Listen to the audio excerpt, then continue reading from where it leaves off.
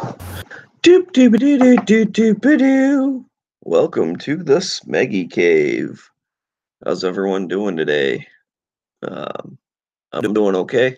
It's just me. It's kind of early afternoon on a Saturday. I felt like jumping in and making a live stream. What's going on, Scott?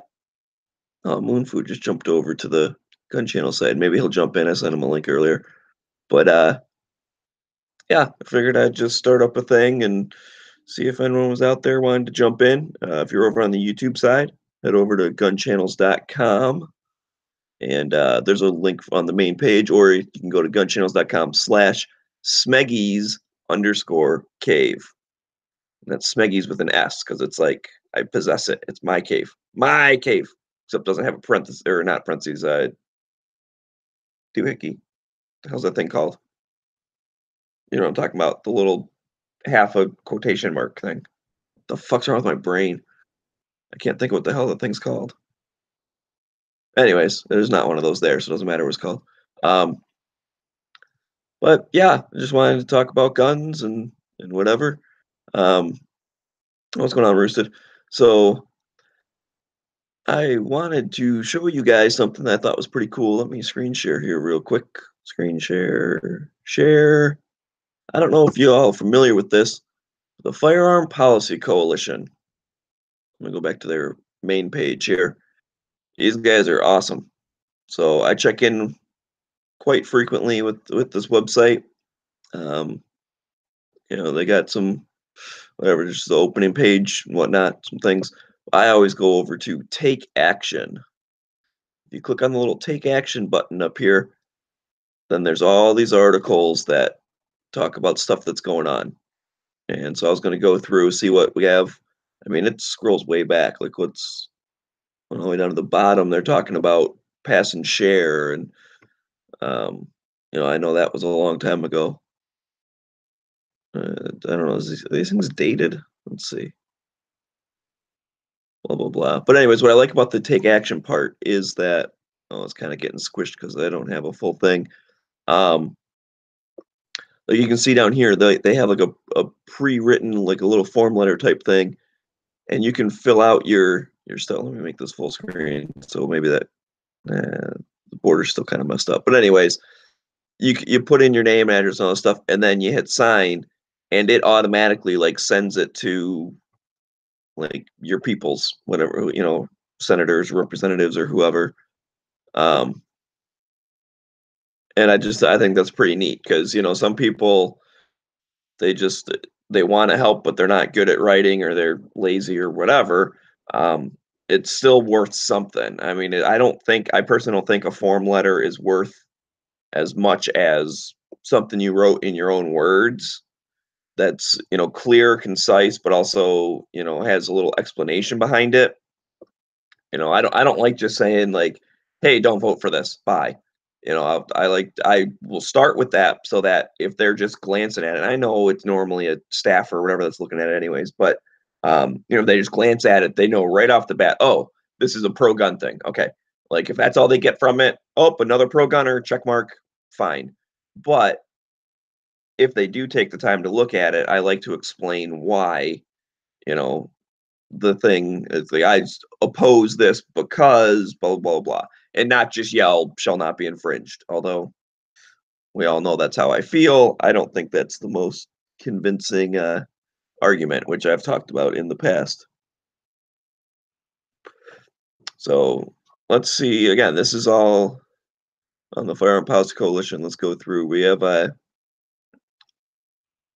assault weapon and high capacity, blah blah blah. S2470. I guess this is kind of like the Every Second Matters thing that I do, but I'm being a lot more freeform, and feel free to jump in. I sent a couple links out on gun channels to people that I saw were on there and people I like to talk to, but ask me for a link or whatever over there, and I'll send it to you. But I mean, anyways. This is a good example of what they do. It's got the number. It's got the name, right? Age-based ban on assault weapons, high-capacity magazines, and ammunition. And it gives their position. They strongly oppose. And then they say, sponsored Feinstein and Flake I don't know who Flake is, but if they're friends with Feinstein, they suck. Then, a little description. So prohibit the purchase of quote unquote, assault weapons, handguns, high capacity magazines, and certain types of ammunition by basically between 18 to 21. And then, this discrimination is an unconstitutional measure, blah, blah, blah.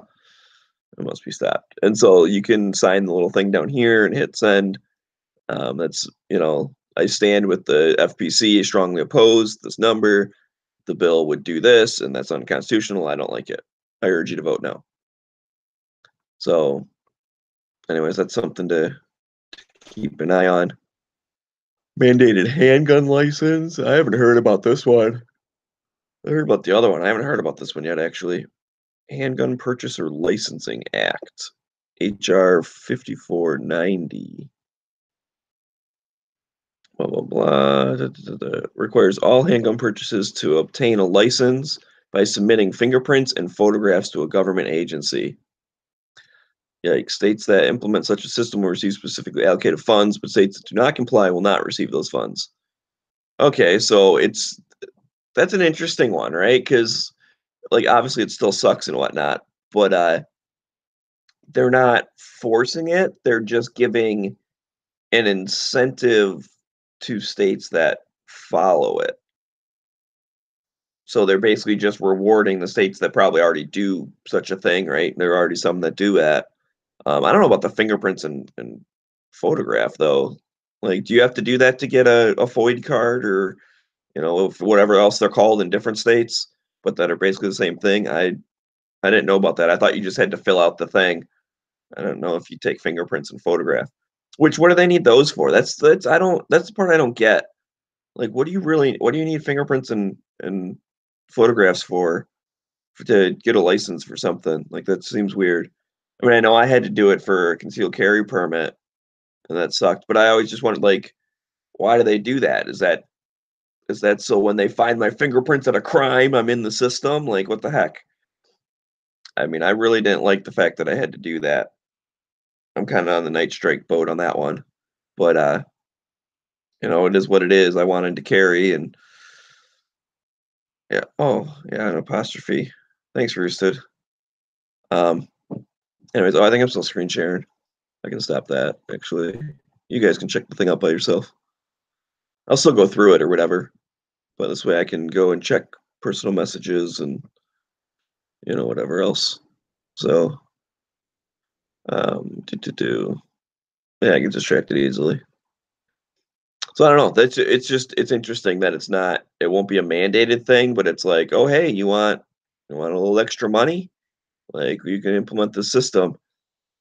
Now, what I wonder though is that kind of a trick though? Because what if by implementing the system, it's obviously going to cost the states money because you have to have a person that's going to be receiving those things, processing them, storing them somewhere. I'm sure they're going to put it in a database. That's the whole point of having it, that they can have a database of everyone who owns guns. And I don't know with this one, is it just okay, now you have this license, you can, buy guns whenever you want, or do you have to notify them every time you buy a new one or whatever? You know what I mean? Is that linked? Because that's Michigan, we have to register our handguns, which really, really sucks.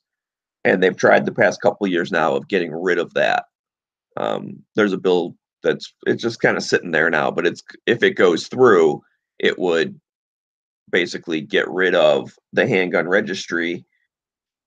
But I think it's weird. So this is coming off memory from last fall or whatever. It was a little bit ago that this was introduced, but I'll try and get it right. So I think the way the thing works is it gets rid of any new guns having to be added to the registry, but the state gets to keep the database they have.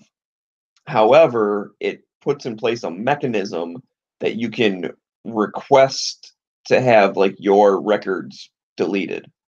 But most people won't do that. So it's kind of a weird I mean it is still a pro gun thing, but I feel like they had to make a trade, they had to make a deal in the back room of well, we'll let you keep the thing knowing that most people are lazy and aren't going to like request their name be removed. And then the other thing is, do you really trust them to actually do it? Like you send a thing and be like, "Hey, delete my name." They're gonna be like, "Oh, okay, sure." Wink, wink. All set, Mister Crazy Person who took the time to tell us to delete his name. Like that's almost like a red flag of why does this person want to be hiding? Because that's how they think. You know what I mean? I'm not saying it, but I'm devil's advocating it here. It's like, uh, that's what they think. It's like the people that say, "Well, what do you care about? If they search your car without probable cause, whatever. Like, if you're not hiding anything, what does it matter?" Um, and it's really kind of crazy when, like, if you tell a cop, if they're like, "Hey, what do you got in the back?" And you're just like, look at them or whatever, and then they're like, "Do you mind if I take a look?" You're like, "Yeah, actually, I do mind. I do not consent to any searches." In the cop's mind, I've done that once actually, and I saw in his brain it like clicked. He was like, "Uh-huh, this guy's hiding something." I just he really, really thought that. And then I think I've told the story before. I'll tell it again real fast, whatever. I'm just killing time. So that's whatever. That all happened. And he asked, "Hey, can I look in your truck?" I'm like, "No."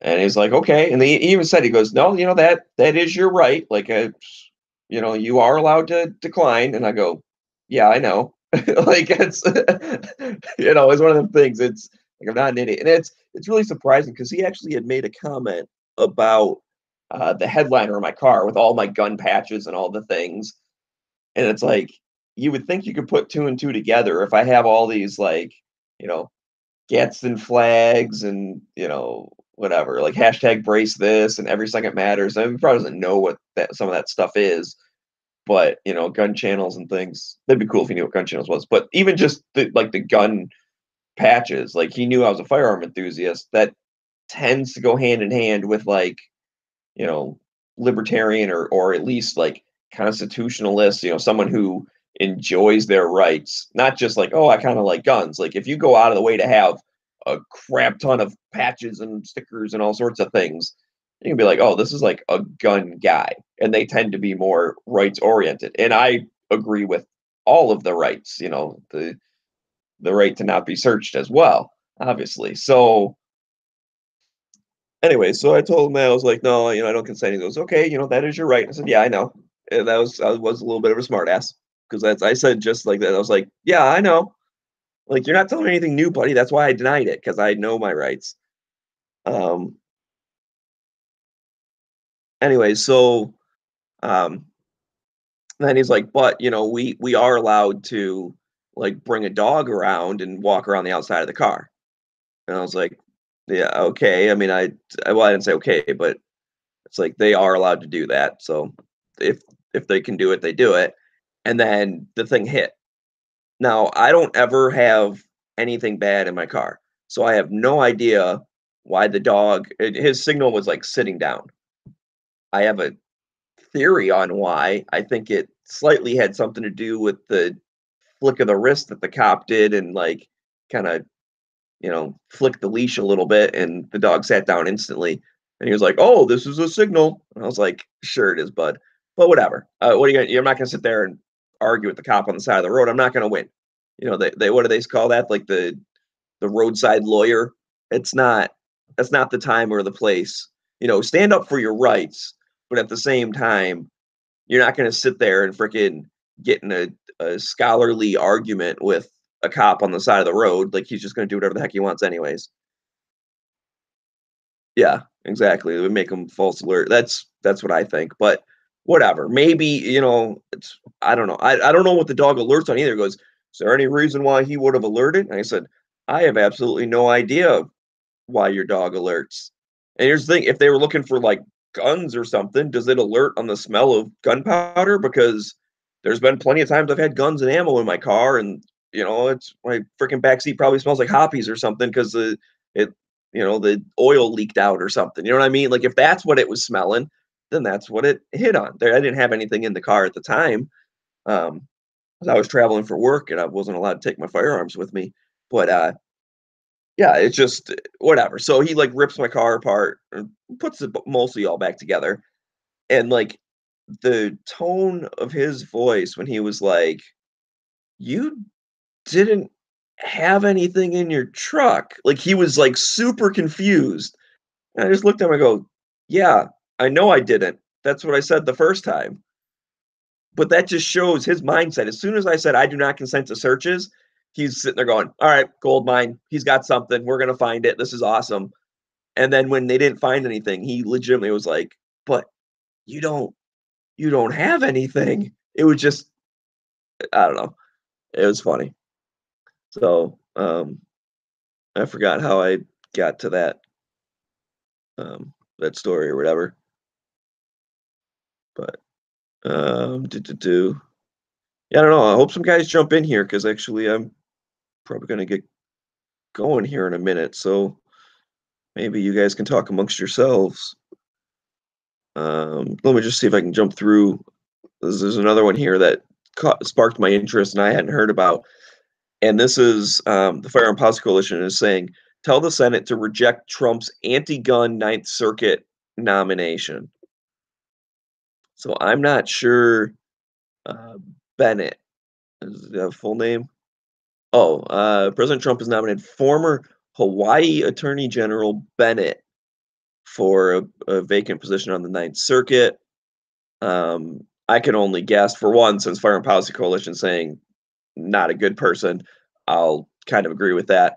And then secondly, I know how Hawaii treats their gun rights, so if the attorney general was cool with all the stuff that Hawaii does, that's probably not the best place to be on the Ninth Circuit. I mean, they'll fit right in, that's for sure. Um, but yeah, so go and tell the people not to confirm that, I guess. Oppose Bennett. I hadn't heard of that one. And that's the thing. I mean, that's one of the things we all were like, hey, good thing Trump's in and not Hillary because now we get the judges we want. And I think we did okay on Supreme Court. Gorsuch seemed okay. But it's all of the other ones, right? All the different circuit courts and the other lower levels, like those can be important too. So and those ones they fly under the radar unless you are really plugged in. So um, that's why I like the FPC. They keep you up to date on everything. Let's see. There's another one. Oh yeah, the California is trying to make firearm parts have to go through a background check. Those include like barrels and I forget what else, like hand guards and upper receivers and slides and all sorts of stuff. So it's like you can't even buy like a new slide for your Glock that's got like stuff cut out in it or whatever. Like I mean, you can buy it, but I'm not reading the gun channel side. That's true. I'm on a different tab. What's going on the gun channel side? Um, anyways, like that's really like you have to go through background check for firearm parts. That just seems dumb.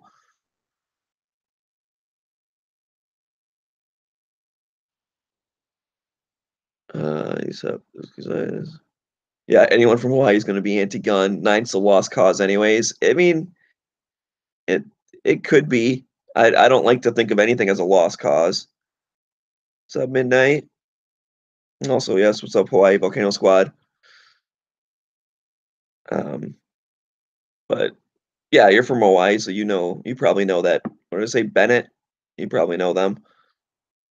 Um, use hops to clean hubcaps. That's a good one. So let's see what do we other. Oh, really? There's another thing from California. Subjects of GVROs have custody or control any firearm parts or magazines. So is that the freaking? That's the take away your stuff without due process thing. Um, and then now you can't even have parts or magazines. So they come and just take everything of yours. That's crazy. SB 1200 expands GVROs to include gun parts and magazines. Yeah. So, anyways, just take some time and peruse the site and the take action thing and click all the buttons. All I gotta do is type in your name and, address and stuff so that it goes to the right people and whatnot. But, yeah, it's super easy. I mean, these guys do great work. Um, they they get my money for sure. Um, I'm not necessarily like a member or whatever. I just toss them money every once in a while. I'm on like the email list and stuff, and they'll say like, "Hey, you got $5 to spare on this thing or whatever." And then I mean, you can donate whatever, but um, they always kind of send out like, "This is what we're working on, and we're filing this lawsuit. Like, any little bit would help." And to be honest, I do normally just kind of toss them $5. There's been other times that I have gave them more, but I like to spread it around because I like them. I do also like Gun Owners of America. I am still an NRA member. I know that can be a hot button issue, but I am still a member. I think we can change it from the inside versus just bitching about how they're not perfect. Okay, they're not perfect, but they're going in the right direction mostly, and we can fight about the details later. I know I've talked about that a lot in the past. I think of gun rights as being we're pushing this boulder down the road, and me and you might disagree on how far the boulder needs to be pushed down the road. But what we can agree with is where it is right now needs to change, and it needs to go that direction. Now, whether you just want to get like suppressors and then say, "Oh, I'm happy, I'm fine," and I want to get rid of the entire NFA, well, then okay, let's push it a block down the road and get suppressors, and then you can stop pushing if you want. Like whatever, I'm going to keep pushing until I get all the way down the road to the no NFA.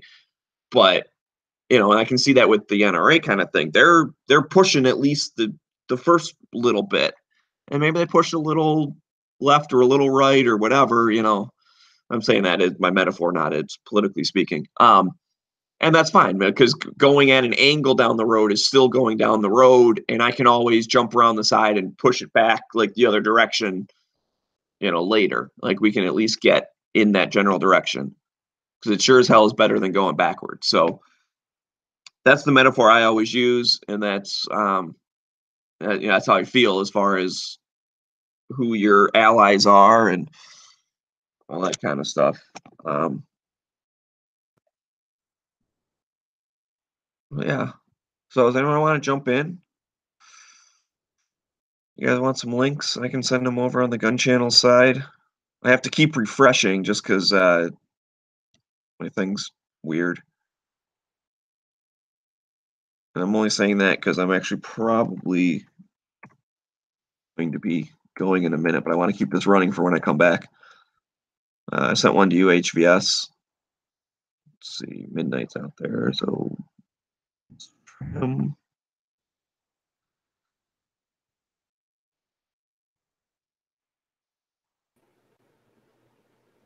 It's a Smeggie. Hey, how's it going?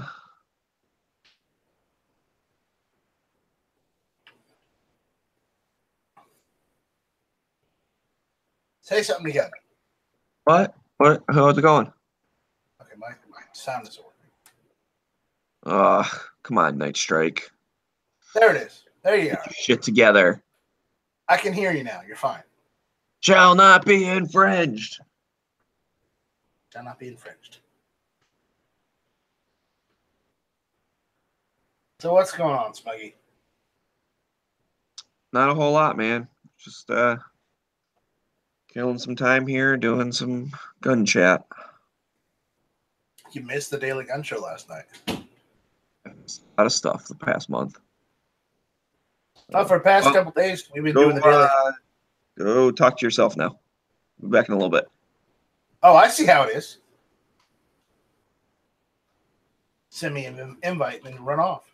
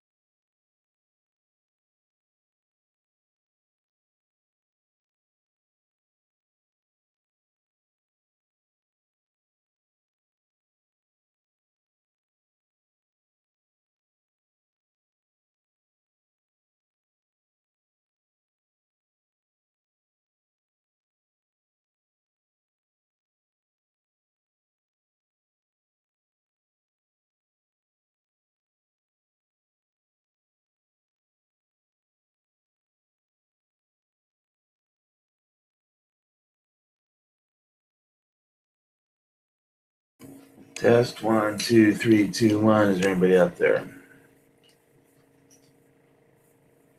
No. You don't count as a human being. Well, according to you, apparently. Guess you're, I don't know. Words fail me. Wouldn't be the first time.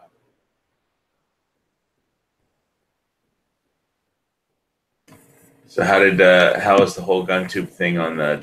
Are you doing all the daily gun shows on GunTube now, or?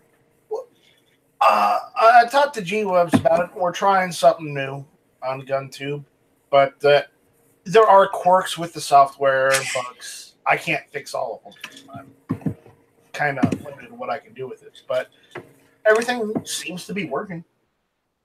So, Well, that's good news. It's always nice to have backup systems. Yep, we got a Hangout alternative. You know, you have to use OBS Studio with that, but G-Webs knows how to do all that, so there's no problem there. And yeah, I thought that was that thing that it tried to. Somebody sent me a link to like the Daily Show, and nobody was on when I was there, but it was like they made me download some plugin like TMS something or other. well, there's only one plugin for it, which is the screen sharing plugin. Okay, well, I don't know. I just downloaded it and like whatever. Nobody was on, so I could try it at a later date, I guess. Well, nobody was on then. Yeah. Well, I think there's a delay in the Gun Channel's messaging system or something, or you have to like refresh or. Yeah, the update is broken. G-Webs is waiting for them to fix it. So you have to refresh the page every so often. Same old, same old. There's always something broken technically with Gun Channel, so but it's. Well, I'm not gonna go there. So you can complain about it all you want. I'm just gonna kind of. I'm not complaining. I mean, he had actually wanted like feedback. You know. I'm gonna smile and twiddle my thumbs because I got bigger fish to fry. Yeah, I don't think it's complaining if you just say that something is broken once and it's broken. That's not complaining. But yeah, GunTube has its own Hangout. It's got its own. It does live streaming. I believe So we turned the live streams to videos. So are they using it? Are they using it for the Daily Gun Show every time from now on? Well, I don't know if he's using it from now on, but for a while we've been testing it out. It seems to work. As I said, it still has a couple bugs and quirks, but for the most part, it seems to run just fine. All right. So, yeah. I don't know if he's going to use it indefinitely or if he's just going to use it until he gets live streaming back on YouTube. Whatever, I don't care. I've got it out there. Nobody's using it, so I figured it might as well. Yeah. Well, whatever works, man.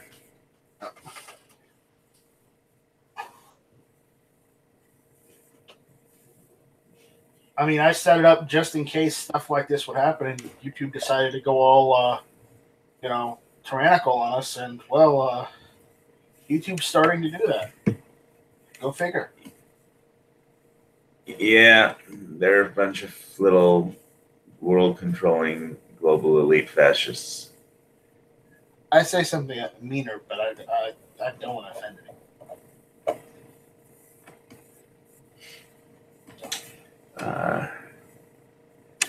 Not that I care about offending anybody. It's just I don't want to deal with the drama. The Brock Pierce pedo conspiracy fascist EOS and all. Hey, you said it, not me. I'm sure that went over everyone's head anyway that's listening to that stuff. So, like, what the fuck is he talking about? Never mind.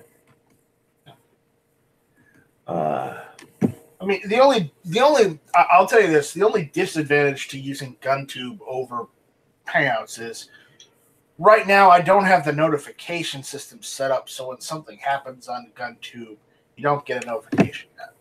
Yeah, I mean, usually it's like if the thing about, I mean, YouTube has got, you know, all the notification shit figured out because, and they have their algorithms and their, you know, all that shit that you will never do. So, no, I can do it.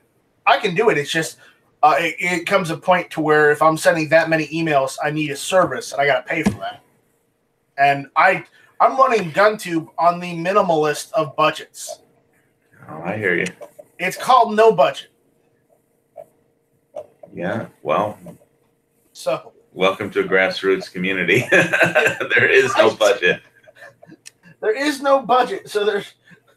It's okay because you can't buy freedom at any price anyway, so it doesn't matter how big your budget is.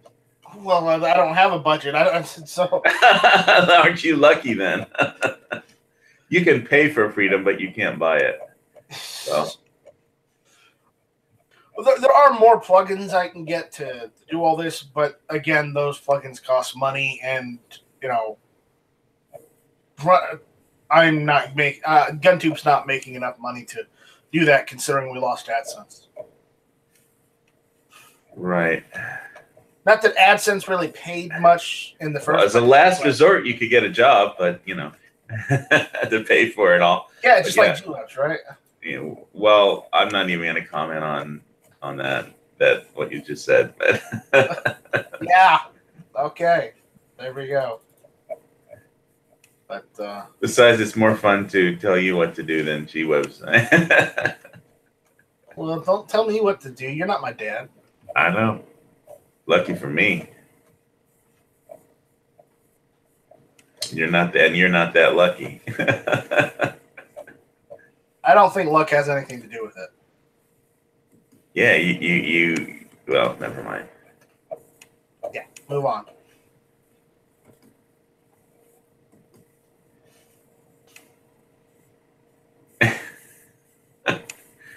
Rooster Films left. All right. Let's see. We've got the see if I could dig up the latest overflight video of the volcano. Yeah, by the way, how is Locked and Loaded doing? Well, I got it. I did. I had my friend from Scotland on the show last week. I mean, I got the show back up now that I'm back in my home base in Kona, Hawaii. It was off while I was traveling in Arizona. By traveling, I mean basically hanging out on Whiskey Row in Prescott. Yes, I know. I heard. So I've been up that way. I know. And yeah, very pretty bartender girls there that they hired. They just hired the hot chicks to tend bar there. Nothing wrong with that. No, nothing wrong at all having a pretty girl pour your Glenlivet, pour your scotch. So, I heard that there might be an issue where the volcano might spurt up again.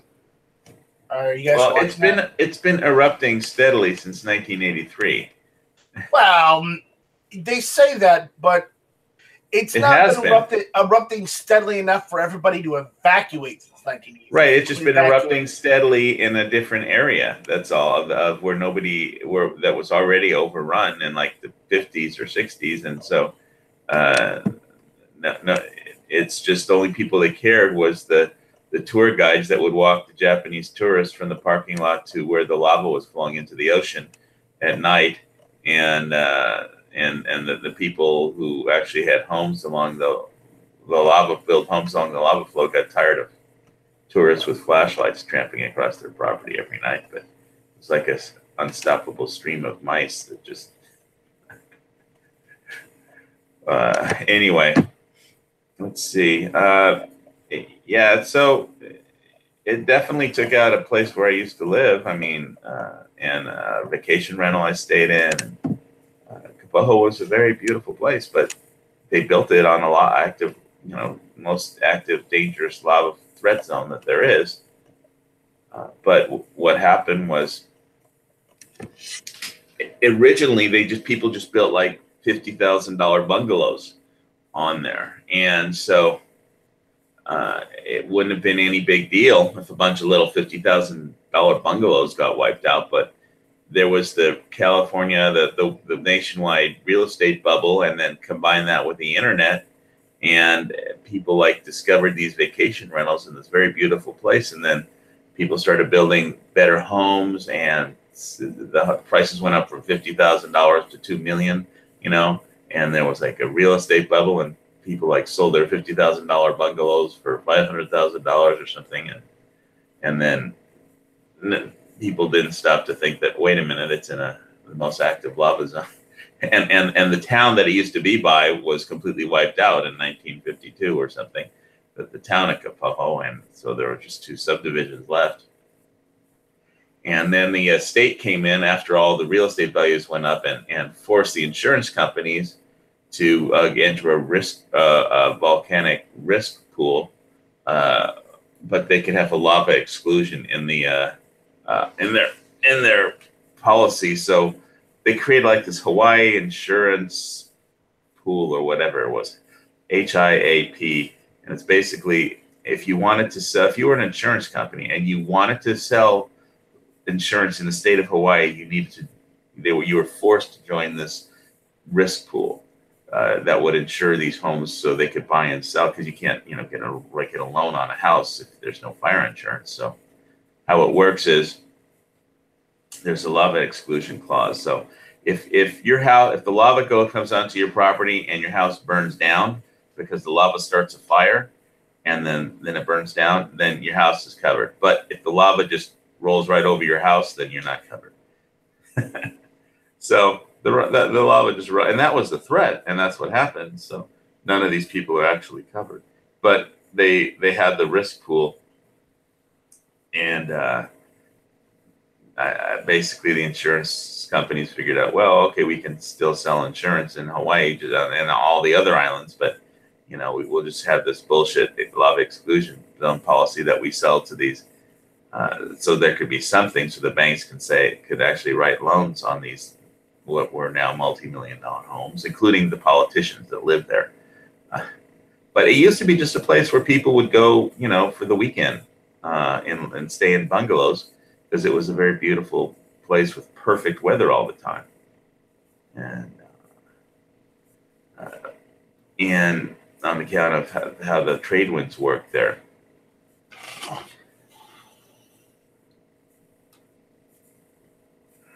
So in between the insurance policies, the real estate bubble, the internet, real estate, people saying the stuff on the real estate and doing vacation rentals, and then deciding to buy some of the homes, and it kind of got out of control, and then it got wiped out. The volcano gets the last and final vote. And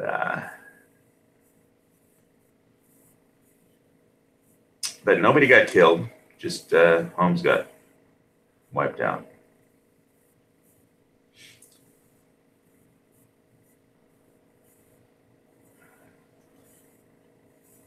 Apparently the viral video of the guy in Leilani Estates pointing a gun at some one of his neighbors or multiple of his neighbors and taking a shot right by their heads he was in court for reckless endangerment, and his story was his home had just been burned down by the lava, and he thought they were looters.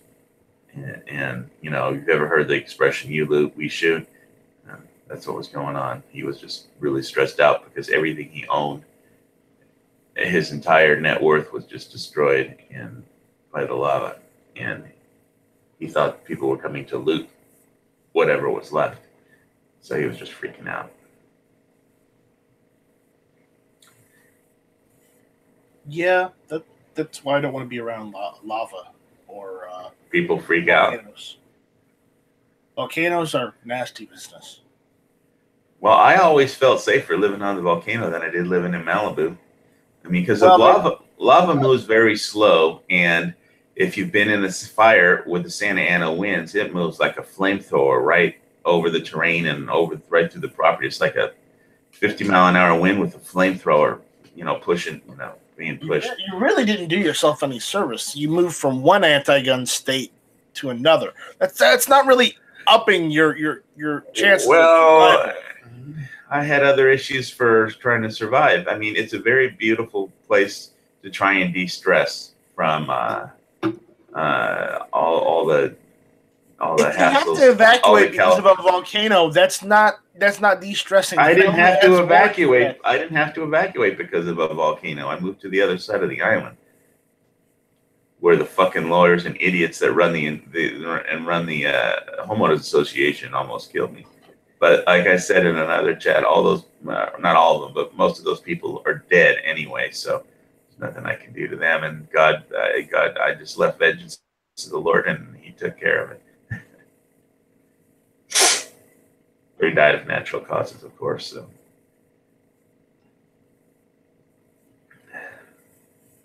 Sigh.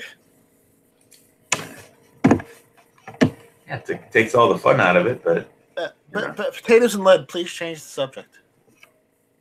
To what? I see you over there. To what? To anything. I don't care. I'm bored. Let's keep the conversation going talk about something other than, bad gun law states. I like chicken strips. I like chicken strips too. Thank you. You know what's better than chicken strips? What's better than chicken strips? Wings. Ooh, wings. Real wings, none of that boneless crap. Okay. Nope. I was just about to say, nope, don't argue with it. It's true. Yep. So since when did you turn into Midnight Range TM? I don't know, man. I'm craving chicken. I'm hungry. I haven't eaten yet today. I don't like chicken myself, but I eat it occasionally. That's okay. Everyone's got to be wrong about something.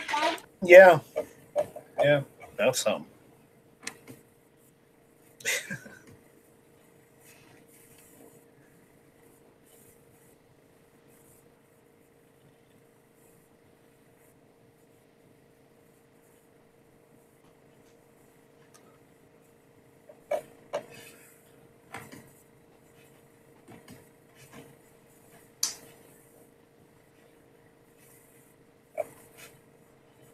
So besides chicken, what else is going on?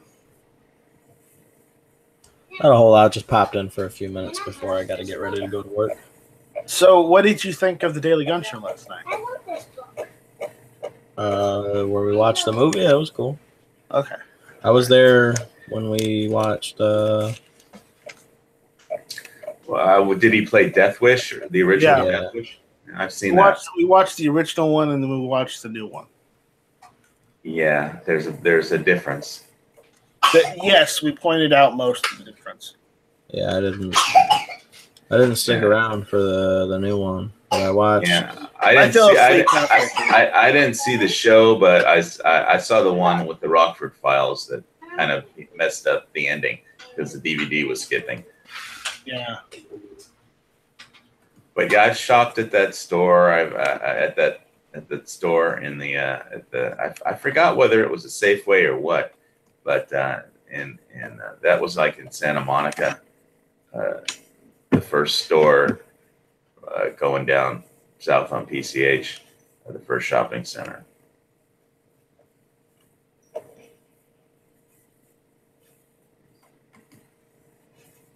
But usually I shopped at the Ralphs in Malibu, and they didn't. I don't think that was even there when they shot the Rockford Files originally. I don't think that whole strip mall was there in Malibu. Yeah, I was there the other day when we watched Red Dawn too. That was sweet. I've seen that movie too many times, though. Wolverines. There we go. Red Dawn. That's the first time I ever saw it. Really? Yeah. I'm not much of a movie person. I don't watch a whole lot of movies. Huh. Okay. Shame on you. You should watch more movies.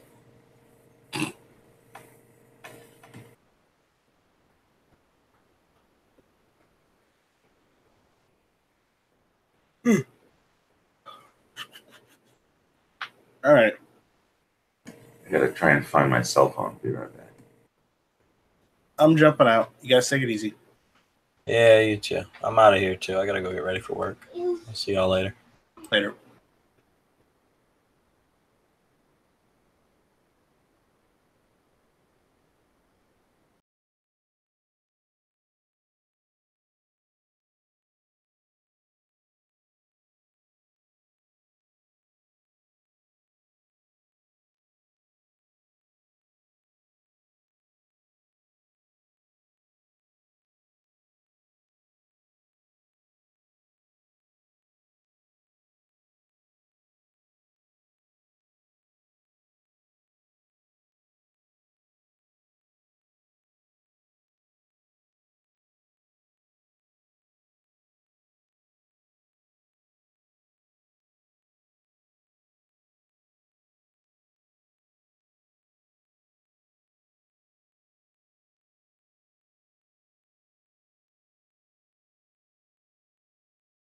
Just looks like it's me and the absentee host.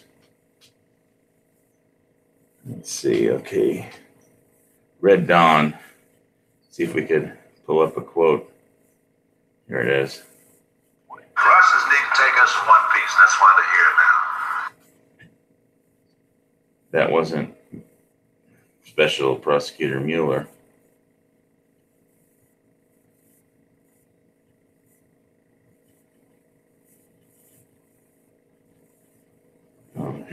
Here's one that isn't from Red Dawn, but it should be. Jean a de longues moustaches. Je répète, Jean a de longues moustaches. All right. I guess I'm just dancing with myself here on this show right now. See if anybody's out there in the external typing anything.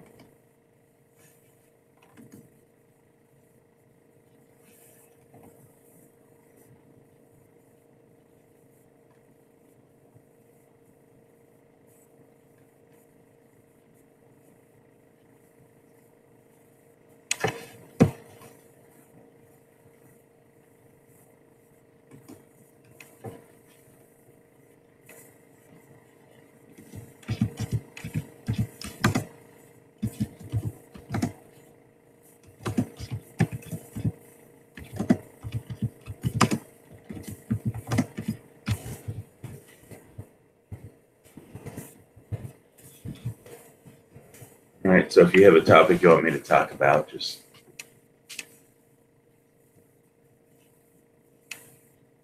type it in there and I'll try to come up with something intelligent. Can't guarantee that it'll be intelligent, but I can try.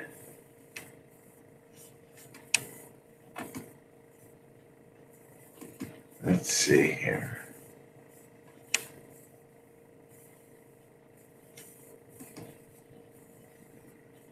Still mining Bitcoin on my laptop as we speak with the Windows mining app, the Windows Bitcoin miner app. All right.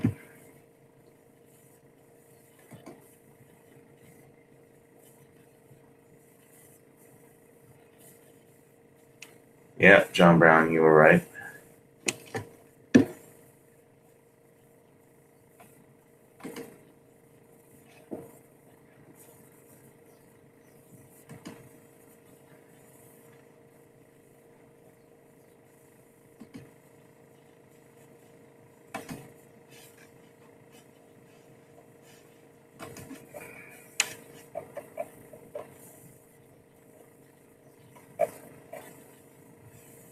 So it was really funny. The house that I made an offer on, and it wasn't a full price offer. So and I had asked them to fix the garage door, and so the deal didn't work out because they wanted a full price offer. They wouldn't fix the garage door, and they wanted to, because I asked to fix the garage door, they wanted an as-is clause, and so the deal just didn't work out. And then somebody else bought it. and it was in escrow, but it fell out of escrow 3 days ago.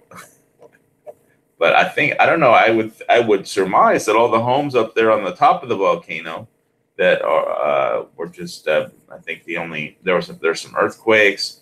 If they weren't damaged, they were just have a thin layer of ash, volcanic ash, that fell down on them. But it's just nothing you can't fix with a broom.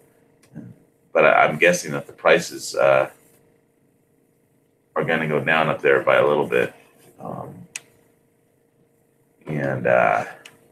But it's available again. The house is just, I'm not even going to make, they have to like knock $100,000 off the price to get me interested.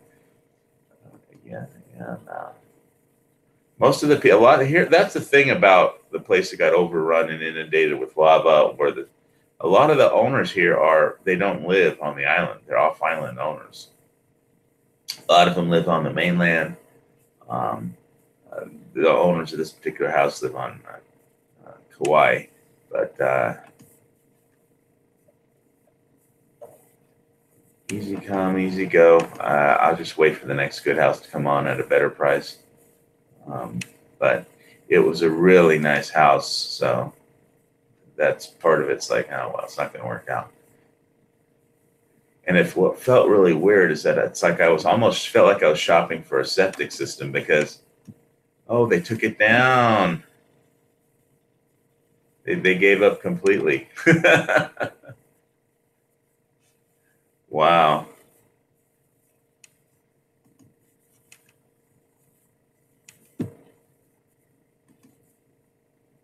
Oh no, it's up. Okay, I'll try and do the screen share this place. It's still available. Anybody wants to spend $350,000? $359,000. Sorry about that. Let's see.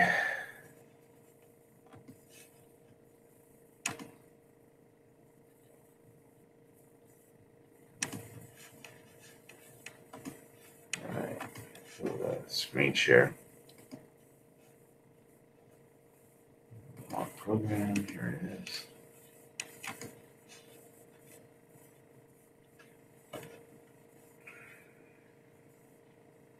Come on, Pete, where's the Bitcoin Miner app? It's not appearing on the screen share. Let me go back. All right, let me try the screen share button one more time.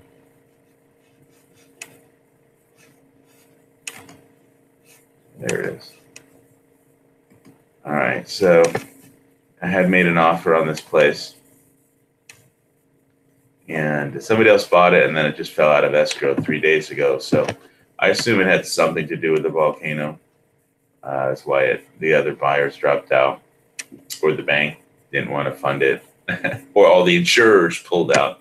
Even though it's at 4,000 feet, so it's like way up. All the volcanic activity is down like near sea level, and because what happened up on the volcano is on the very top caldera, all the lava receded. It just went down and to a lower elevations through underground through the cracks in the rocks.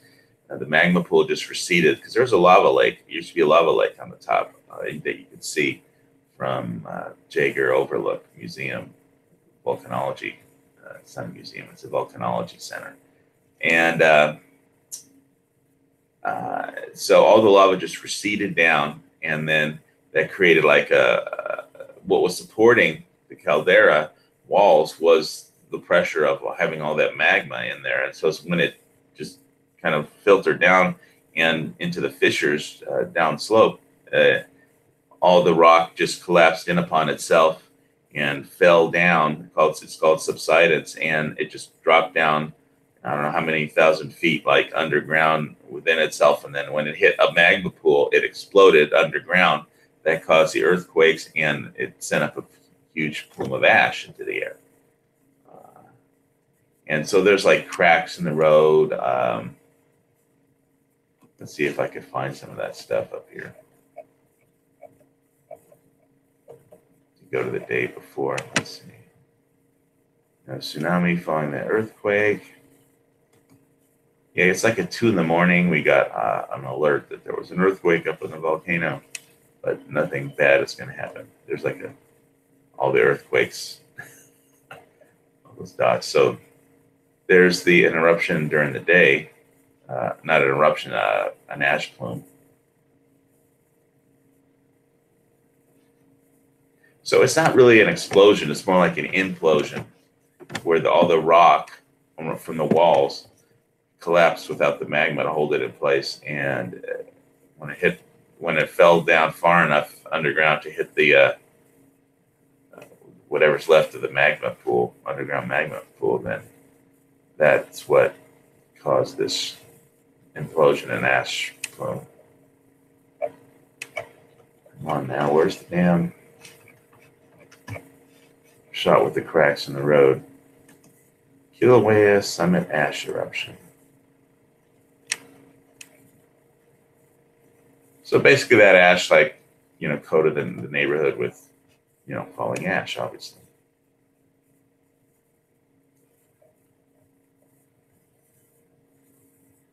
Early morning ash plume reaches 15,000 feet.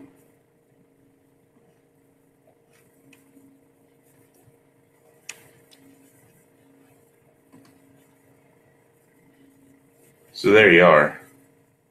That's what the caldera looks like. There's this road here. There's like at some point, I think maybe at this Jagger overlook here, it's there's some cracks in this road that opened up, so they closed the road, and the park is closed too dangerous for tourists or locals for that matter. I mean, I think I'd be okay if I had brought my gas mask with me, but that's what it's like up here. But this lake, this little caldera, used to have a small lava lake in there. But like I said, that all disappeared underground and went down to the lower fissures. And then it kind of collapsed in upon itself.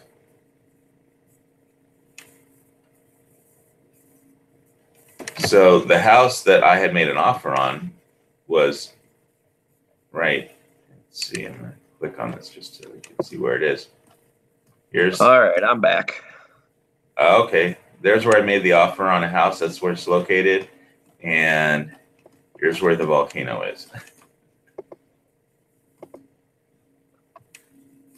So it's that close. Wow.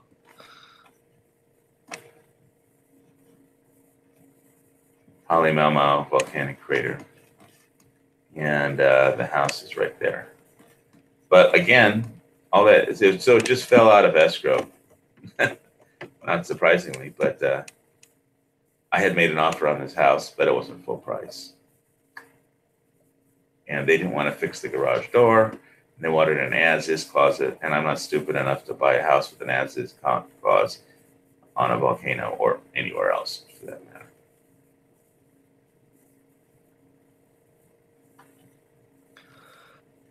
Oh man. But it had a really nice kitchen. It still has a nice kitchen, as far as I know. It's still there. It's an awesome kitchen. Huge. But it's back on the market. I don't know. I haven't been up to volcanoes since the last time I was up there. So you still drive up to volcano. You just can't go into the national park anymore.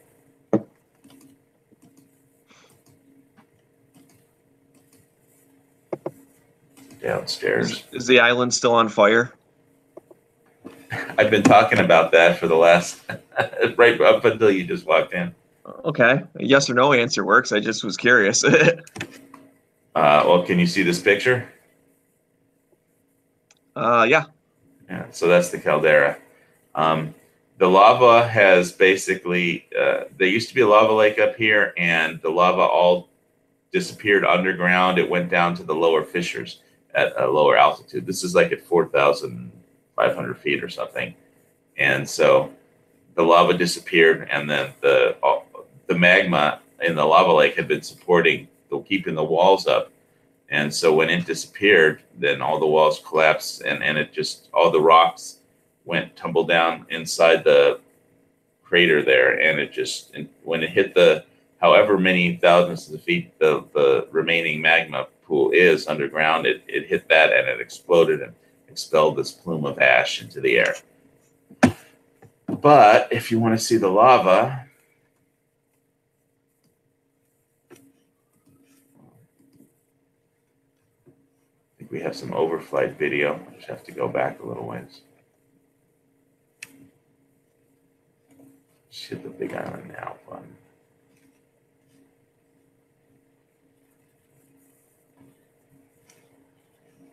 Someone asked to spread across Kauno tsunami from the 5.2. Wait, overflight video. Here you go. Should answer your question.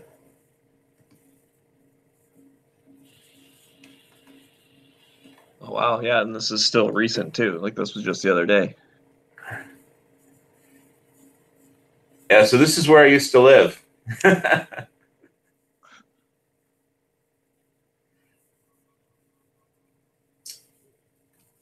It's like a morning shot. So the danger from this particular smoke rising, this plume from the ocean, where the lava hits it, is it's like breathing in asbestos.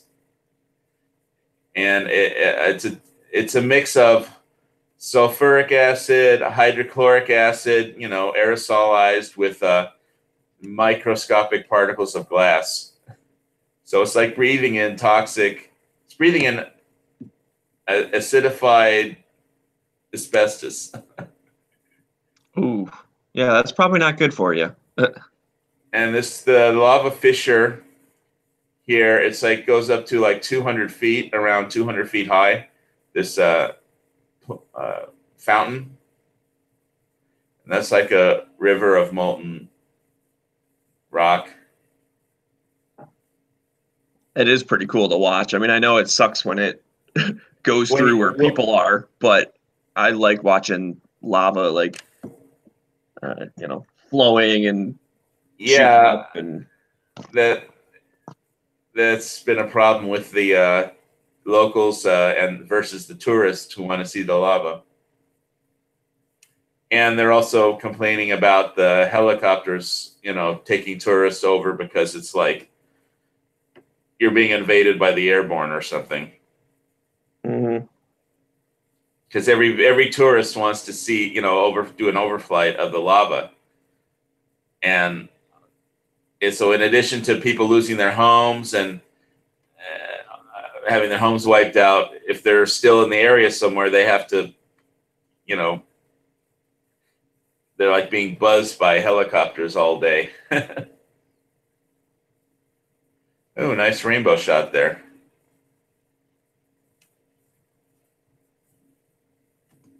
Let's see this one. Have you guys thought of like shooting the volcano? Do you think that would help? They in World War II. They bombed the volcano, the lava. They tried actually aerial bombardment, and it didn't help. Oh, I figured it's worth a try. Well, they tried it, and it didn't help. Now, if you say anything about trying to divert the lava, they just, you know, say we can't do that. It doesn't work. Even if it does. And when one guy, I think in the 2014 flow, when it was going through the town of Pahoa, and one property owner he had a backhoe, and he moved some rocks to build a little berm to divert the lava from taking out his house.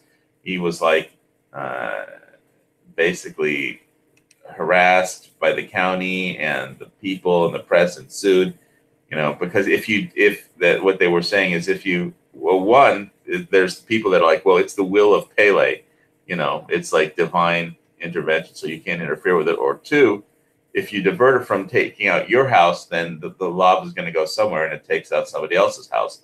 So you're taking action that's going to like take out your neighbor's house instead of yours, and you should just let it take out your house instead. And in any event, you're liable for the lava it's like you're liable if the lava takes out your neighbor's house. because it hit your little berm that you built, you know. Hmm. But I mean, the guy just moved some rocks around his own property. You know. So Right. Yeah, I don't think I buy that argument. Like that's well, in you Hawaii, should put berms people around your might, house too then, dude. Like it's not my fault you didn't put berms around your house. right. Well, in Hawaii, that kind of shit might fly. Shit flies in Hawaii. Oh. So this is like where I used to live, this along this coast right here. And that's all. You can't, they mandatory evacuated that place, and a whole subdivision was taken out in its entirety. The Kapoho vacation land was taken out. Most of the beach lots where I used to live, Kapoho beach lots, was taken out. But it is an amazing thing to watch as long as you don't have own property down slope. Yeah, not very many volcanoes in Michigan, so I feel pretty confident. I think I'm safe. All right. June 6th. Let's see what this one is.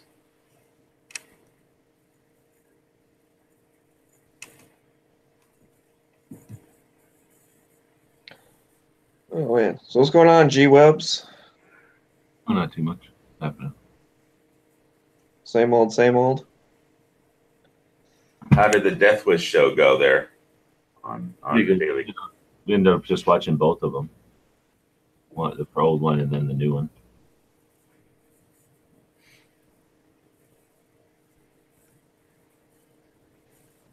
No technical glitches No.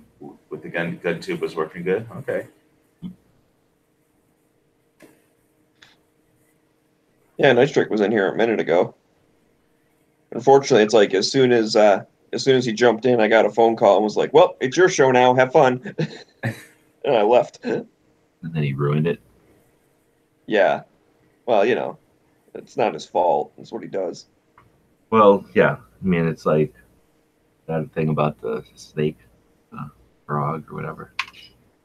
No, the scorpion and the frog. Like the Night Strike. The Scorpion and the Frog.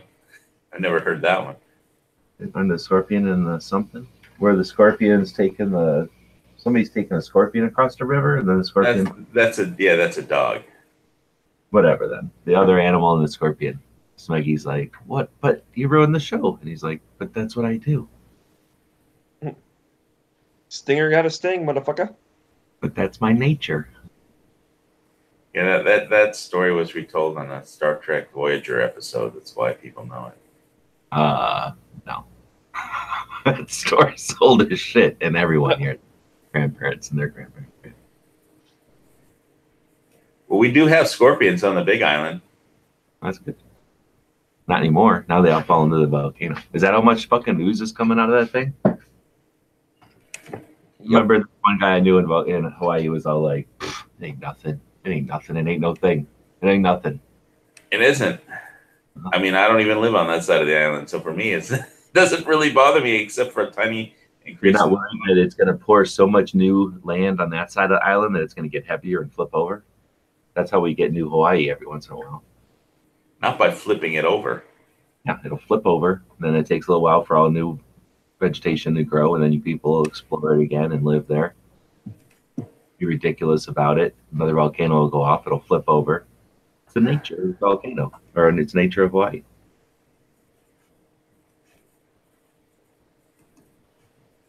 Is there a bunch of clouds? Is that what that is also? Like the steam hitting the ground or whatever, or the thing making steam? Or Yeah, I was explaining lays. This is before it hit the ocean, this particular video, and when the lava hits the ocean, it creates aerosolized acid, sulfuric acid, and hydrochloric acid. Plus, it's like little microscopic glass particles mixed in with the aerosolized acid. So it's like breathing in asbestos with acid mixed in. It's like nature's cotton candy with flavor. Yes. Think of it like hot sauce. So it's not just asbestos; it's asbestos with hot sauce. It's like a hot sauce cotton candy that only nature can make. Yeah, they call it Pele's hair. Ugh. Can you like take a stick and wave it around and it'll collect like cotton candy? You know what I mean? Like it'll accumulate, or does it just You can stick your stick in there if you want, but I won't. Yeah, well, I'm wondering if it come out of it like in a dust storm, or is it just in the air and it's like snow or something? It doesn't really stick to you. If you get that close without an oxygen breathing mask, you'll die. Oh, yeah. Anyway. So these were all the homes that, let's see. And if you get in a car accident on the way of driving over there, that'd be bad too. Yeah, exactly. Or an airplane crash on the way to the airport or to the boat to get to Hawaii.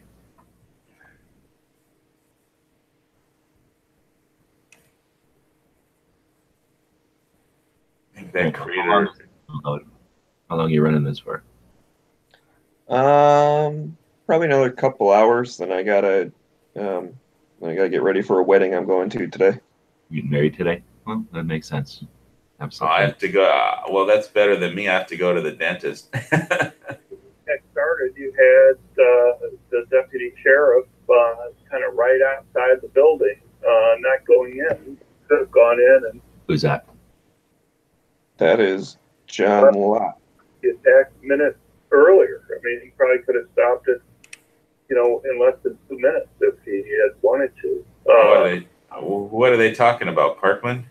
Didn't go in the building, but really what I don't understand is if there's people inside the building that were unknown that had firearms, legally possessed firearms, they could have stopped this way early. Oh yeah, I agree. I mean, look. I don't remember. I was listening to most of it last you're night. in a room. It sounds like or it. a staff member, and you're stuck in the room. The person is coming up. So to that's your the room. thing or whatever. But look at this. You can see my screen? Yeah. Hang on, I'll get back to it. The Gun Freedom Radio. It's a Dan and I know her name. These two people from Arizona. Let's see. Photo about. So they got way too much flag in their shit. That's definitely a thing. Dan and Cheryl Todd, right? I don't know if you've heard her before. If you listen to her, you might. She has like a unique voice or whatever. You might have recognized her voice when she speaks. But yeah, I was in here looking. I was looking for something yesterday, and I knew that they had it. An interview with somebody. So this is their podcast. You still watching my site? This is their podcast website. Like, ignore the fucking almost communist use of our flag. But then, they have this Arizona. Wait, what's communist about use of the flag? I don't see it. Complete lack of respect, awareness, or actual following the flag code. That's what I'm talking about. When you're completely oblivious, like you're gonna just. Don't you think the flag code itself is kind of communist? I mean, whatever. I guess fascism is communist, but the idea that an individual has to take it upon themselves to give honor to something is the ultimate of individual freedom. And when you take that and you don't, then that's the ultimate of disrespect.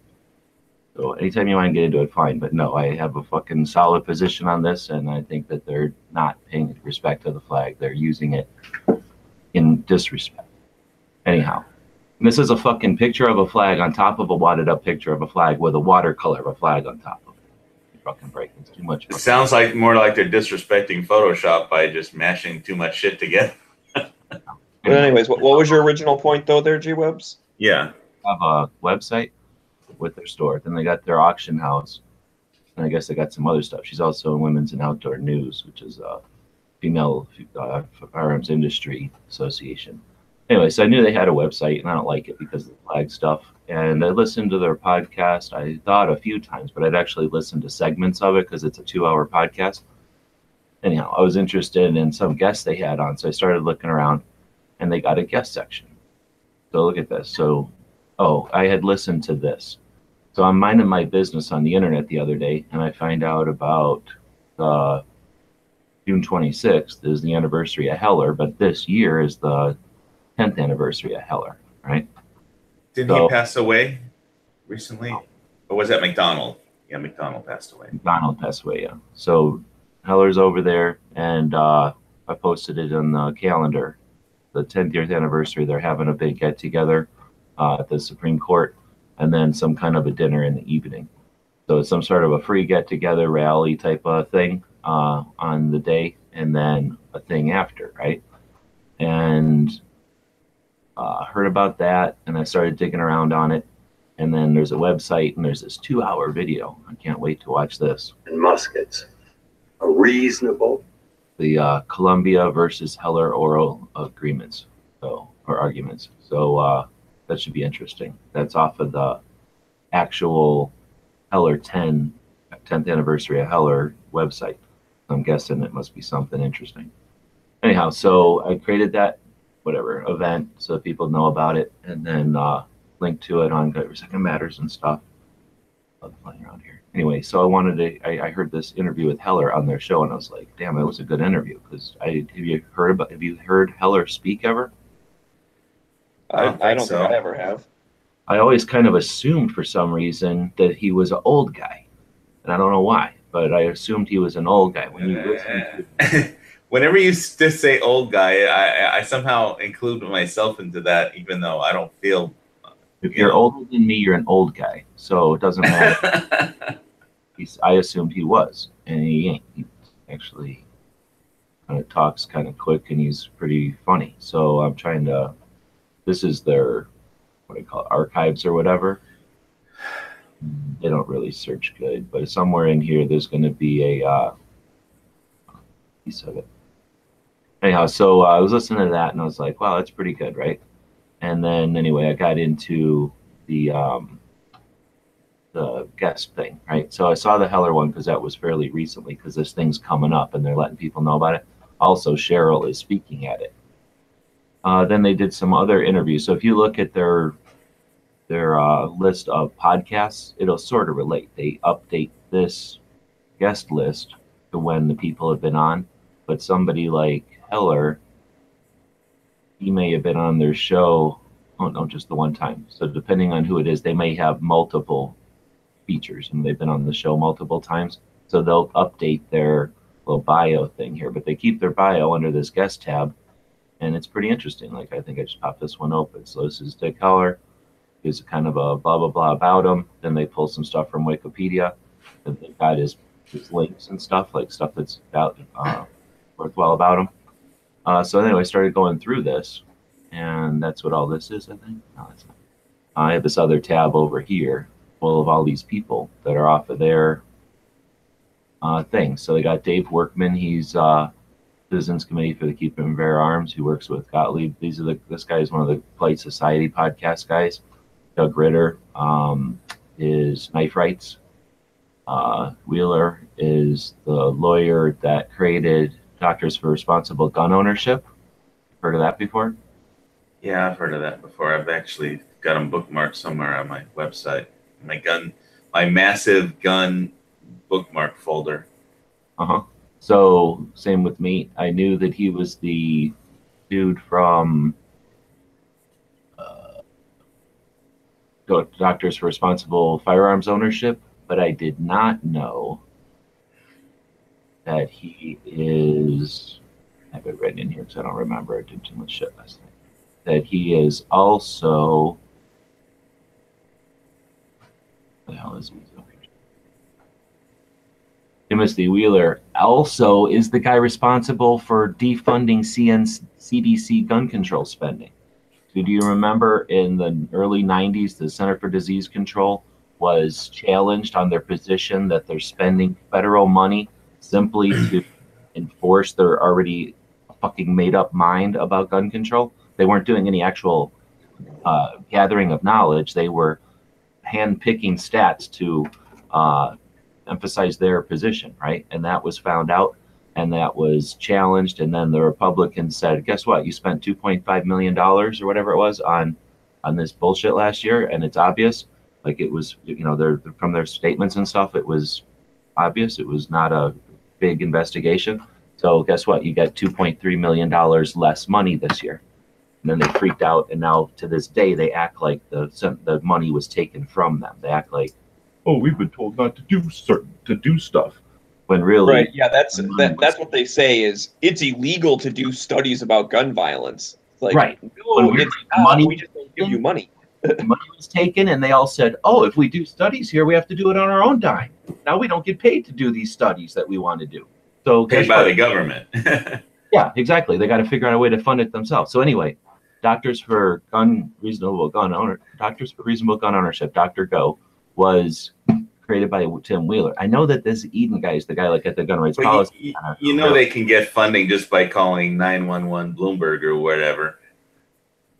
So this guy runs it, and I knew that, but I didn't know where Wheeler, I guess he kind of took it, did that, and then handed it off or something. I'm not sure. But anyway, this was an element I did not yet know. So I was happy about that. That's not on the cards because I didn't know that. At least it's like one step improve what they were trying to do over Josh Sugarman, who just makes shit up and he gets paid to write a report or something on it and without any study at all. So yeah, it's all politics. It doesn't have anything to do with research or facts or evidence. Idea. So anyway, then Ken Blanchard, these are all just people that they've had as guests on there. But what you get on their podcast site here is a quick little synopsis and then some links. So you can figure out what they're all involved with. So Richardson is the no lawyers, just guns and money guy. This Pink Pistols person. Victor is an attorney here in Arizona. I don't know if he's national, but I've heard about him for a while. Rathner is knife rights, also NFA, FA. I was going to say, I thought that was NFA thing. NFA, FA, and knife, though. And yeah, we're just wrapping up Blade Show, I think, in the last couple of days. And then Dave and some of the other guys from AZCDL. This is another of the Play Society people, I think. And then, anyway, so it was neat. So I'm planning on listening to a lot of these. So you go in here, and like this guy's been on the show 3 times, right? So you get like little clips. Wow, this guy's been on the show a bunch of times, right? So I've been listening to some of the ones like John Lott. He's kind of easy, kind of hard to listen to sometimes. So I was listening to those last night, and then I'm adding these people to some of these people to the Minuteman University, so people can see who these people, how they fit in. But anyway, I was psyched that I found a cool place, and they got such a nice resource. They're, everybody's got their own flavor, so it's I can acknowledge the effort and the awesome what they offer the community. It's just like if it was a flavor I didn't like, it's just like a sour or a sweet flavor I'm not into. It's like the sweet flavor I'm not into. But man, the effort and the usefulness is awesome, and their interviews are pretty good. They're not perfect, nothing's perfect, but they're insightful and they're not long enough. That's the problem. Like they do a 2-hour podcast, frustrating, and then they had Dick Heller on there. We were listening last night. You're doing this in the old-fashioned way in the YouTube hangout, like the olden days. You can't do nothing because YouTube is your boss over here. When we go work for a Night Strike and have a Night Strike hangout, a GunTube hangout, we can do whatever we want in there. So I just been last night when I was building the site up, I've been just listening to the different podcasts. So like their 2-hour podcast, they'll have 4 people on, 5 people on sometimes. So Heller was on, and it was awesome. They have a real casual way of speaking with him because they know him, I guess, because they were talking at his rally and everything. But it was like 10 minutes. So it was frustrating. It's like, man, I'd rather hear these people riff for like 2 hours and talk about stuff. But Heller is a cool dude. So I was going to go find Heller's thing. I think I've heard him talk once before on a C-SPAN video. I can't remember where I heard him talk before. I think I heard him. So they break their 2-hour podcast up into 2 1-hour chunks, and then they podcast or stream them right from their show here. You can get them other places, but you can get it right from their show here. Let's see. For districts and the summer is amazing. But Alan Gottlieb of editor, or I'm laughing because Are you down for playing this or no? Yeah, you go for it. Is the biggest little gun shop in Arizona and have something for every single gun enthusiast. Loud enough? Can you hear it? Guns, pistols, hunting, military, law enforcement. Yeah, I can hear it fine. Name it. And when you've got some guns to sell or trade in and trade up, azfirearms.com are the folks to see. Canon ones. They are family owned, operated, friendly staff, courteous, totally reliable. azfirearms.com will give you the with gun freedom. Our next guest, Mr. Dick Heller. He is the American patriot who took his Second Amendment-based legal case all the way to the Supreme Court. His landmark case, Heller versus D.C., impacted the legal interpretation of the Second Amendment to protect an individual's right to possess a firearm. Welcome to the show, Mr. Heller. Yes, David Heller is here. I'm laughing because I'd like you to repeat that hero introduction, because to my wife, I'm just the messy husband. Right. I love it. That's awesome. And that just shows you so many things. Like, first of all, that you're just so down to earth, and you're just one of us, right? But you are an example of what one person can do when you set your mind to it and you don't give up. And that is what is so powerful about your personal story, and will impact, has impacted our lives for the good. And so I appreciate you expressing that and helping people understand that you're just a guy, you know? Laura, Cheryl, I should hire you as my editor or something. I'll just follow you around and narrate. Everybody, I'm a dude that used to, in my late 20s, I drank beer, drive Corvettes, and do whatever women told me to do. And it's a pretty good job. Then the gunfight started because after I bought my house, just like a few weeks later, I said, gee, I'm living in D.C. now. I need a firearm. And there were no laws back then. Mm. So I just went to Maryland, notice crossing a state line, bought a gun, no NICS test, brought it home, and learned to use it. And then 2 months later, the D.C. said, oh, we don't like firearms, so throw them away. And right. I don't think so. Yeah, I don't think so either. My gun was a work of art. It was my favorite program is Matt Dillon on Gunsmoke. Yeah. And I could have a gun like he had. Yeah. And that's what started it. Well, and that's so funny that you say that you know, you valued the gun not just for the tool that it was to help you defend your life and your home and all of that, but as a work of art, because what Danzo was saying is like in the movies and stuff, when they tell them, throw down your weapons. And no, we set the weapon down. We don't, first of all, it's not a weapon, it's a gun. But Dick, they are a work of art. But I just want to make a comment that I don't think that we would be able to be in the position we're in today without your efforts. I think that the Obama administration would have took advantage of the non-clarification of the Second Amendment, and they would have took our guns away. So you did that, and I really appreciate what you've done. Well, you make it sound like I'm the guy with the finger in the dike. Gosh, I just wanted my gun. Well, you know, there's a lot of us that have our fingers in the dike, and you're the one that had the biggest finger in the dike, I guess. But we all need to keep on this, and you're a great example of that. Let me tell you what happened is when you stick your finger in the dike, all of a sudden, believe it or not, 2 years later, there were 75 cases in the court. In 2010, and my mouth fell open because I was with Wayne LaPierre and Alan Gottlieb of the Second Amendment Foundation in New York. We were giving speeches, and he said that, and I was sitting on the front row, and you know, it would have been a classic picture of my jaw dropping. And then a couple of years ago, we were up to the press. My reliable press sources were saying 300 cases, and shockingly, just recently, one of the people from a major gun organization said there was over 1,000. So what happens is, I mean, we had 50 years of no gun cases, and all of a sudden now, 10 years later, there's 1,000.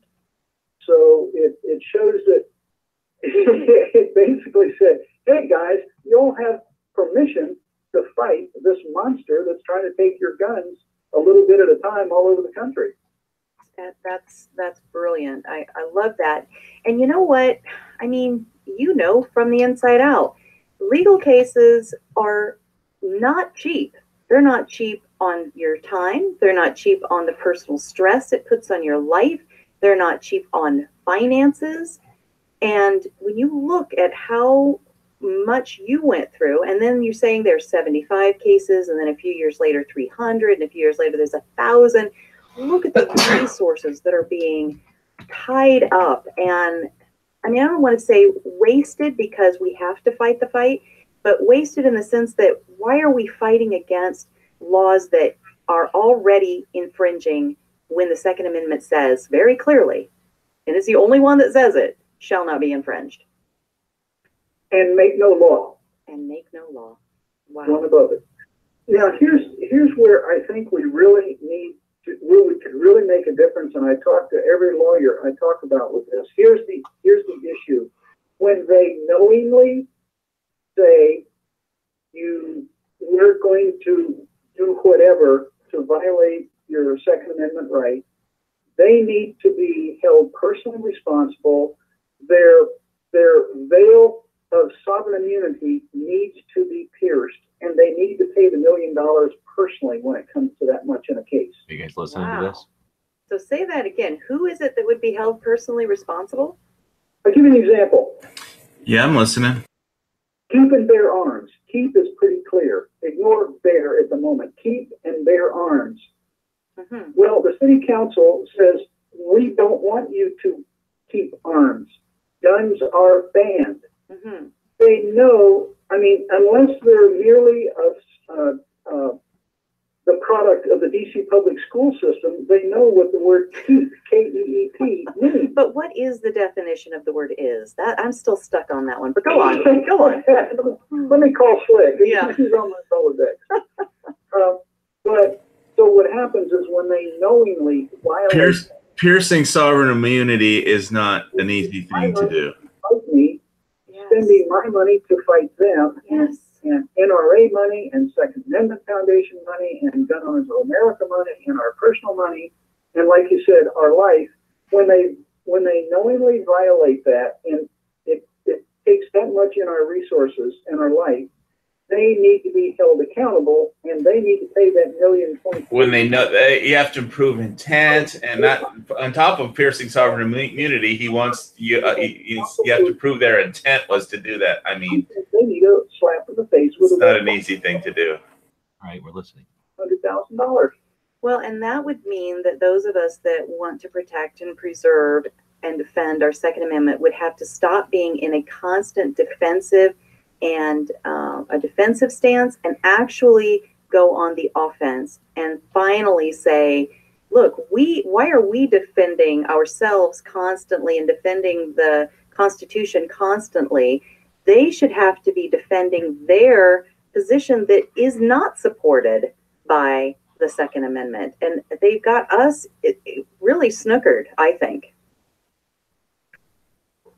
Well, I'm looking for the solution. So there's a case coming up. There's a couple of situations I've talked to lawyers about where the cities, see, the rules, there's Section 1983 of Criminal Code Federal says that if a municipality violates a citizen's individual rights, that they then have to reimburse for legal fees. Mm-hmm. Well, there's a case coming up where they did something egregious to some lady in some process. It skips my mind at the moment. Sure. But there's hint of making the city council responsible in another city somewhere.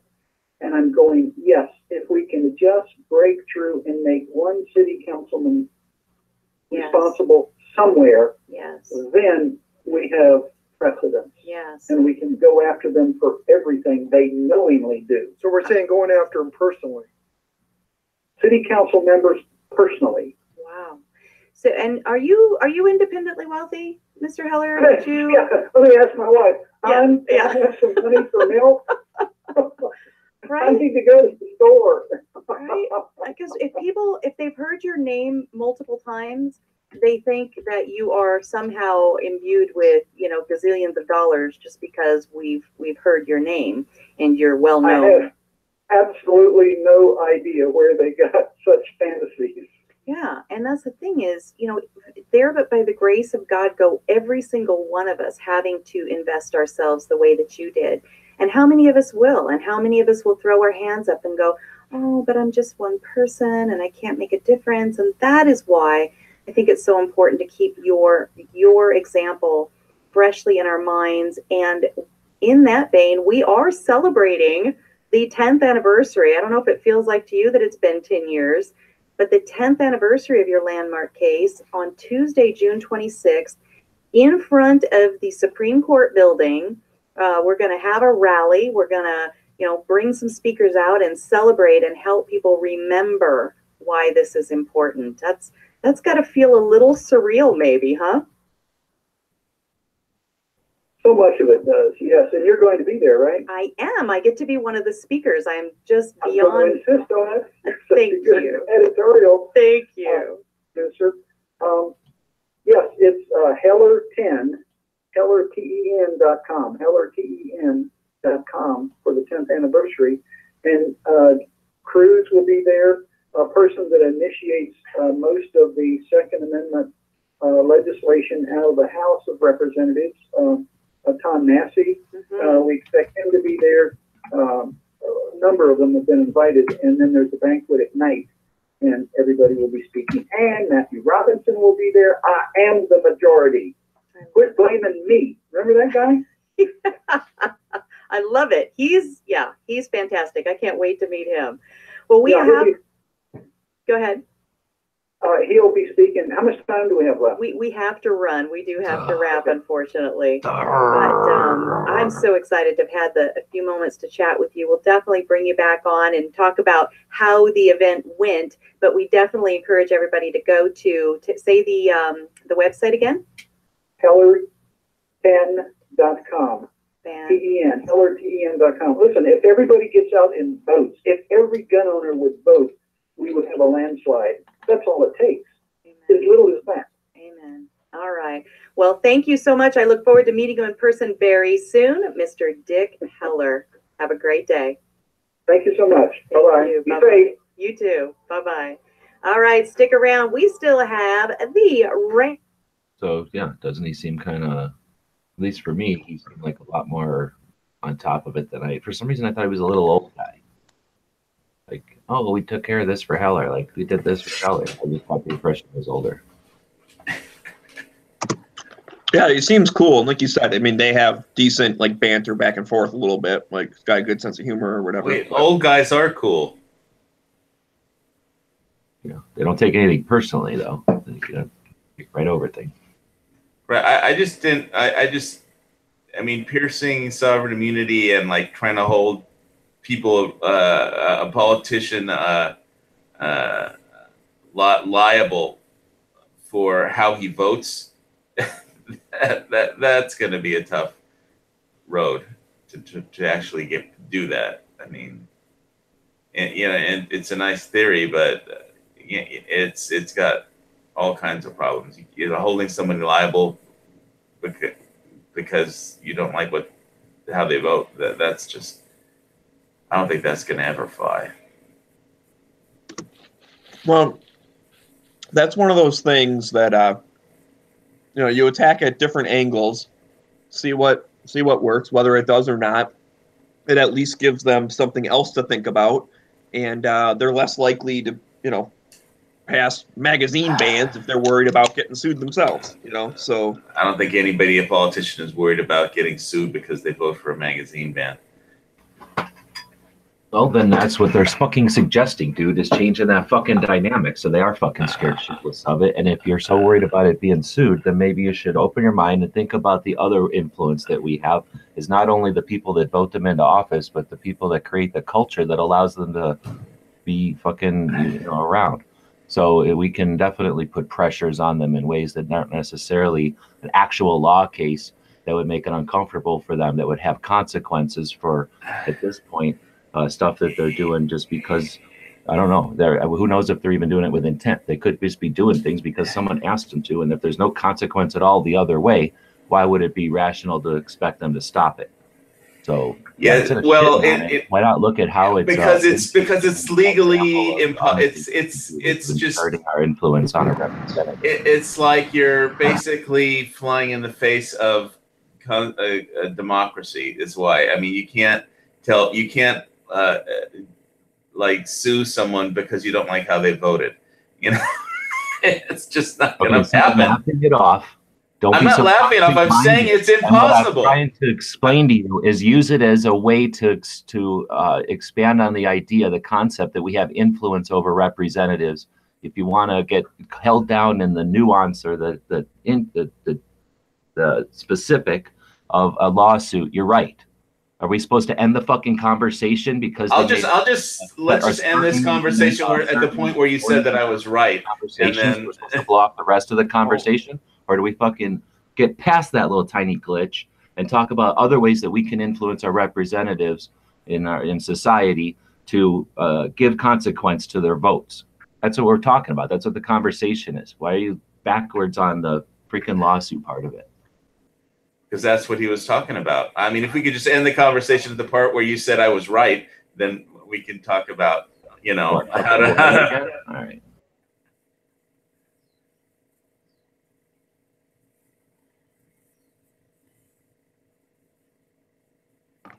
Yeah, I mean, that's one of those things. Like I said, I just, maybe it's the optimist in me, but I get encouraged when people try different angles, different stuff, and you know, I try not to, what do they call it, like kill the baby type of thing, which is where it's like, oh, here, like even if you're just like brainstorming and then be like, oh, that idea is not going to work, blah blah, like, you know, let it go through. Well, and if you're gonna think, try and think clearly. Like just muddled thought. So if you're trying to sketch, you don't have a finished product. You're sketching. If you're going to make a legal suggestion about a specific lawsuit, you know, you have to think very clearly about it. That's just the way it is. It's an interesting facet how communication goes. Somebody can make a casual comment and you can stop dead like a freaking nail being driven into it, and it will not go an inch further because of the choice of words they chose. Interesting. It's not their choice of words; it's their choice of action. What they're proposing to do is not feasible.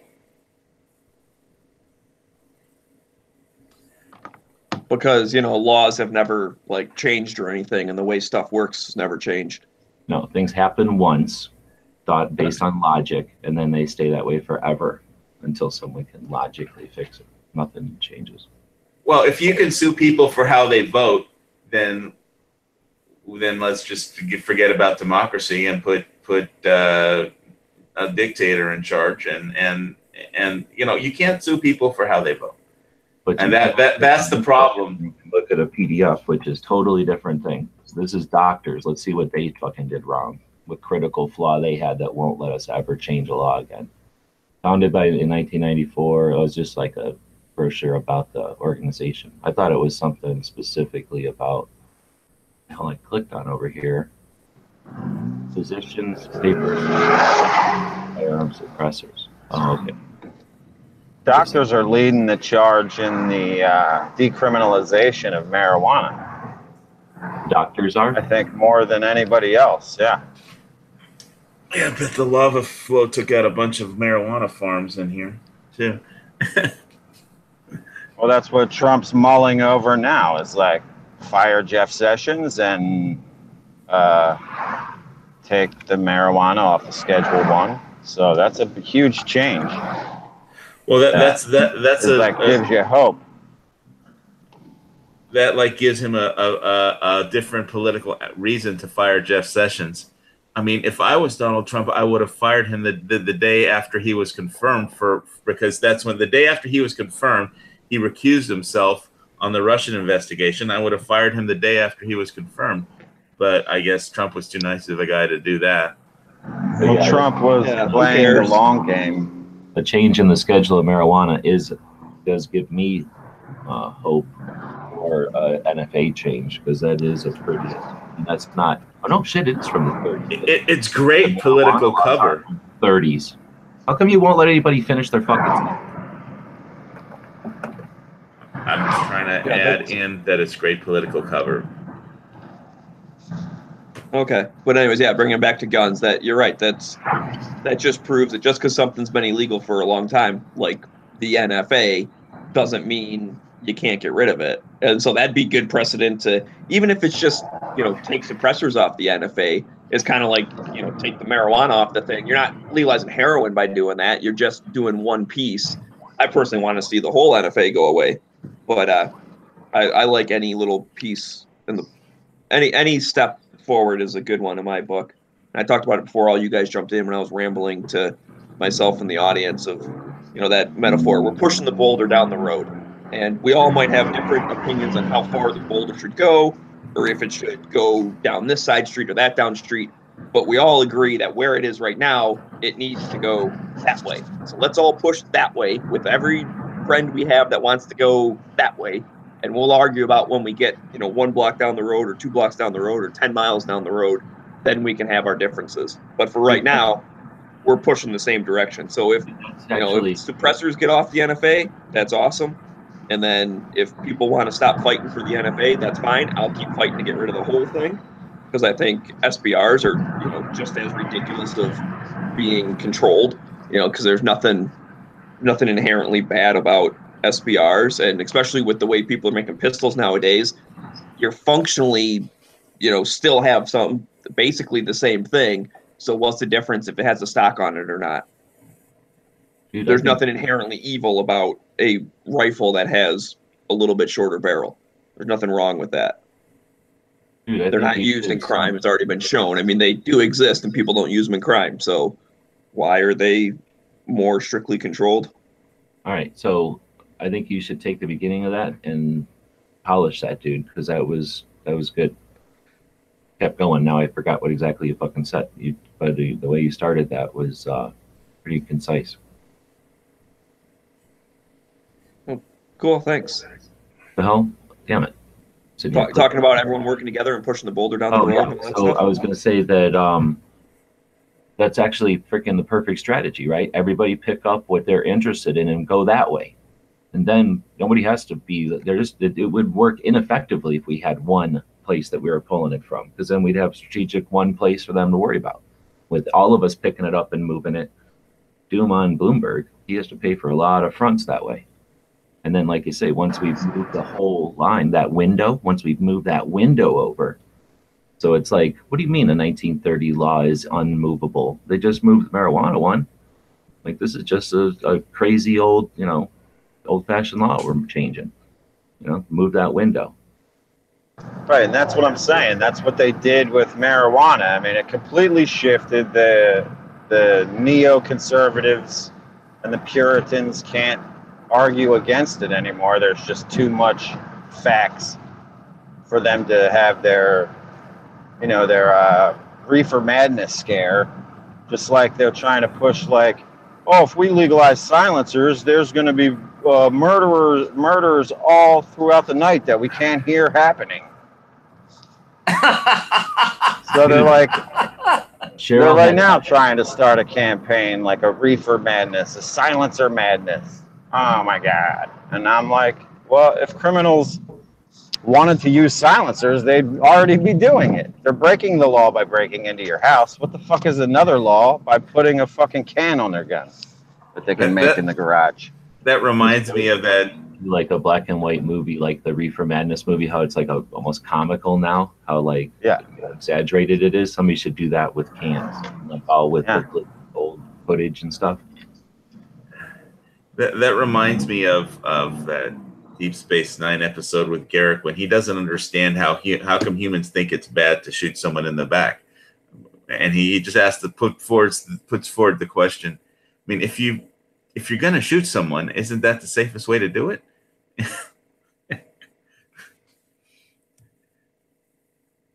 but he never had. He was a spy with no ethics at all. So it was funny. Anyway, I'm glad that there's I other like websites. That idea, though, the fake reefer madness kind of thing for suppressors. The problem is that's kind of what Hollywood has already done, though. Like everyone already thinks that they're, completely silent. Like everybody knows that apartment and not get caught. Like, are you kidding me? Apartments. I can hear people talking in an apartment. I'm pretty sure I could hear a gunshot, whether it's suppressed or not. Yeah, but everybody knows that silencers sound like on TV. They do on TV. They just sound like, and that's it. All you hear. That's just not true. But that's what people have been brainwashed. It's not true, but it's theatrical, and that's entertainment. That's just what it is. There's some filmmakers out there right now trying to go for more realism. So the more you hear silencers in their movies, the more realistic I think they'll sound. And that'll lead to people thinking, oh, maybe they're not that quiet. And this is more real than the movie I watched, the shitty movie I watched in the 80s. Right. Yeah. I mean, whatever. And then it'll just progress and progress until it's in people's minds that it's not horrible. Yeah. And I guess people draw different conclusions from different movies. I mean, like some people might watch John Wick and think that that's kind of some kind of reality of how people can go crazy and lunatic with guns. But I think my takeaway from that is that the difference between me and John Wick is John Wick was just addicted to vengeance. He was like that. Revenge was like cocaine or heroin for him. And so that's a pretty crappy way to live. Yeah, I mean, like I get how movies sometimes like it's a. I'm sorry. It's like a plot point of you need the bad guy or whatever to be able to like shoot someone and not get caught. So like that's why it's quiet. Just like how they have to like every scary movie nowadays has it written in of like, oh, I don't have cell service because like in any normal person is like, oh, I'm at this house. Oh, someone like a monster's trying to get me. Bam, like you got your phone. Like movie over. So they always like. Something's going to happen when the beginning of the movie that someone makes a comment of like, man, my phone battery's dead. I'm like, uh-oh, monster's going to come try and kill these people. Like, because they made it a point to point out that this is why they don't have a phone. So they can't like call for help or whatever. Although I'd still would love to see a scary movie where like Freddy Krueger comes in, dude just grabs his concealed carry, shoots him, and is like, well, that was easy. Movie over. Like how to end a scary movie in 2.5 minutes.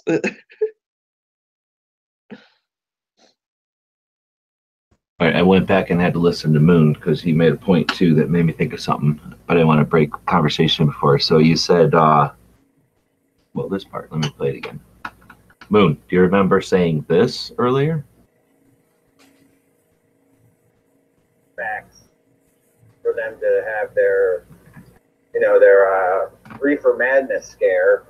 It's like they're trying to push like, oh, if we legalize silencers, there's going to be murders all throughout the night that we can't hear happening. You acknowledge that you did say that earlier in the show? Yes, I do believe that is my voice. I'm going to copyright strike this video.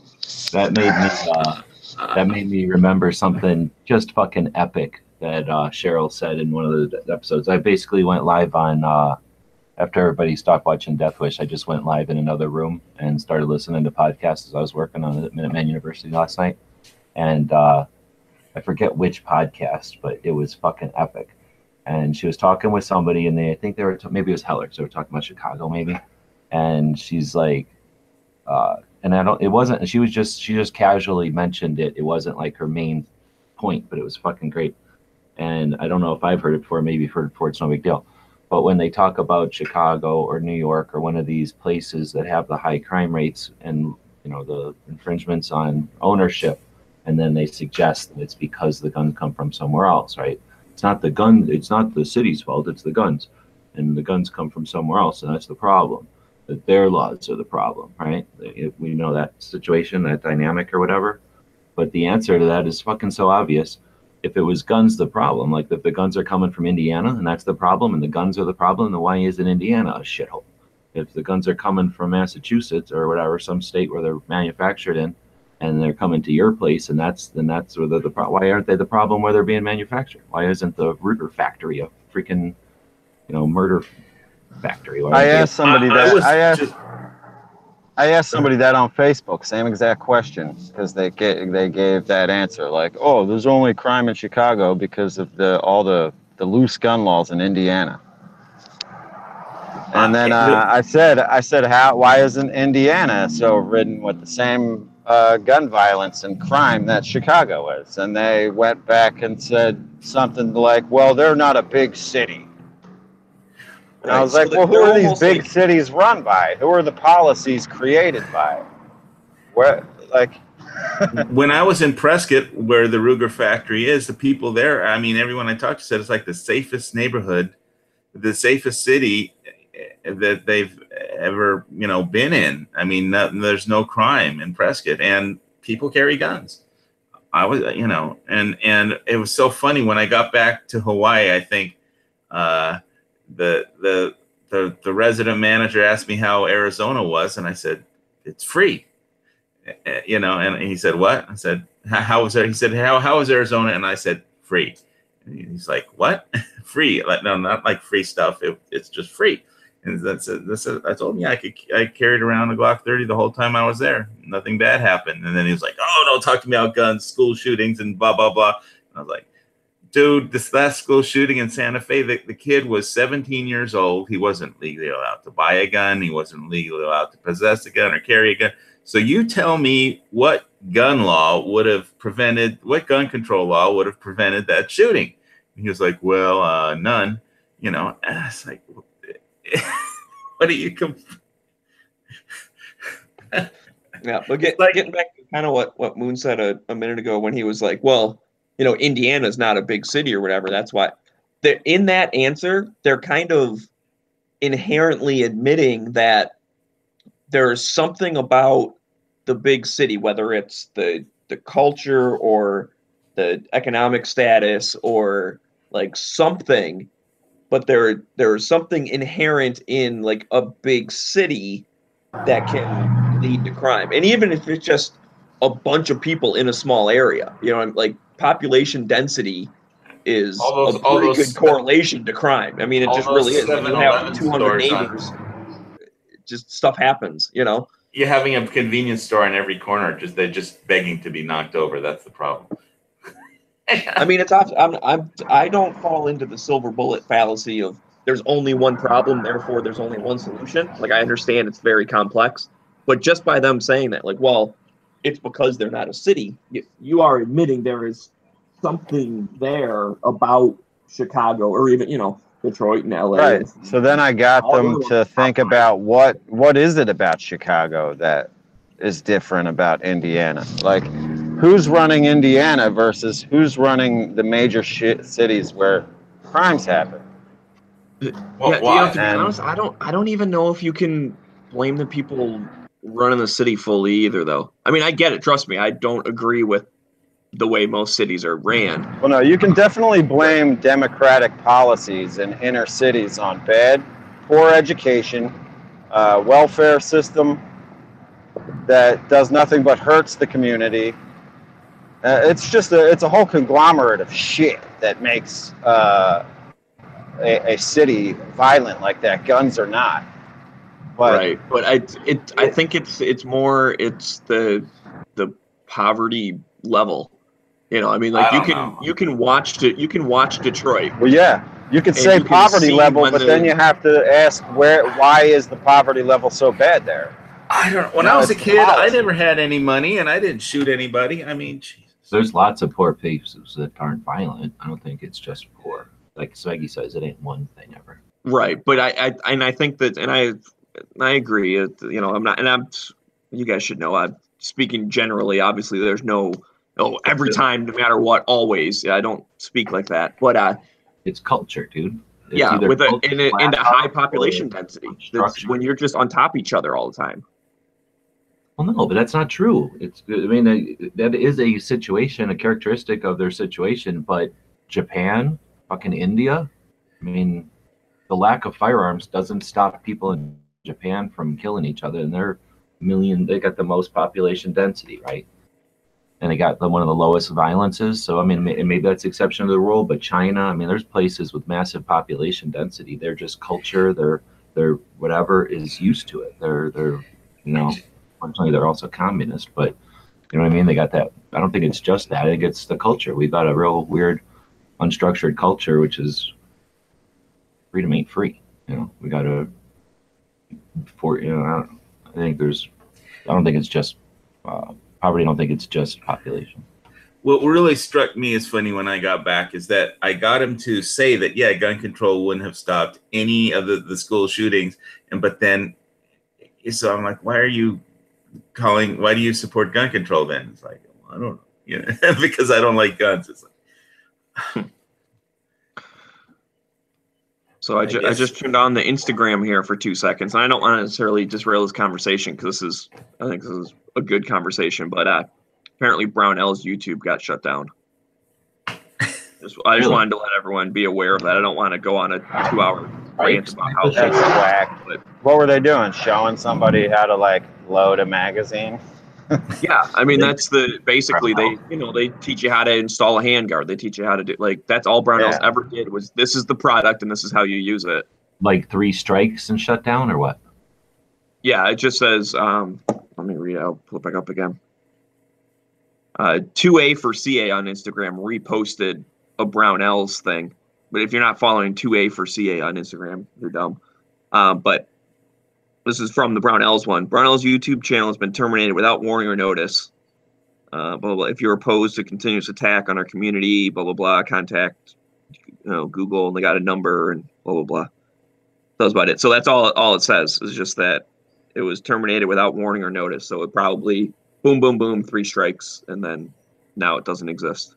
Well, they pretty much picked one of the worst things you could possibly pick on, right? Not only is it a massive channel on its own right, and not only does it have a massive following. I mean, there's literally been Brownell's catalogs as long as I've been looking through Bannerman catalogs. I've been looking through Brownell's catalogs. That's been around since the 30s or something crazy. And it's a family organization. They definitely can't say that it's some sort of corporation that's personless or whatever. And then not only do they have the respect and the camaraderie, whatever, of all the YouTube channels, they're literally funding most of the giant gun YouTube channels. So I don't think YouTube could have picked a bigger dumbass thing to stick their foot into. I mean, one of the large entertainment channels would have been one thing, but the thing that funds all the channels, pretty much. Right. Yeah. No, you're right. All of the big channels have a Brownells thing. They have a whole social media network or whatever you want to call it. So that is probably gonna at least speed up whatever the hell Brownells was working on something, right? There's no way Brownells with all that knowledge and all those resources and all the the relationships that they've got. There's no way they weren't thinking on some sort of their own. Why don't you try and get Brownells on GunTube? And I don't think number one, I'm not GunTube. That's Night Strike. It's his business. Right. And number 2, I don't tell him what to do. And number 3, I wouldn't work with Brownells. It's the reason I haven't worked with Brownells more than just an affiliate ad since ever. I don't have anything against Brownells, but I'm not working with Brownells. Right. Well, I mean, it was the principle. It's the principle of saving their videos. If they're going to be shut down, they have to go somewhere. And I don't even think that GunTube could handle the throughput, but right now, Brownells, of course not, but Full 30, I'm sure can. They're not already. I mean, they've probably been the focus of 80% or 90% of the videos on there. If they haven't had a mention on 99% of the videos, I'd be surprised.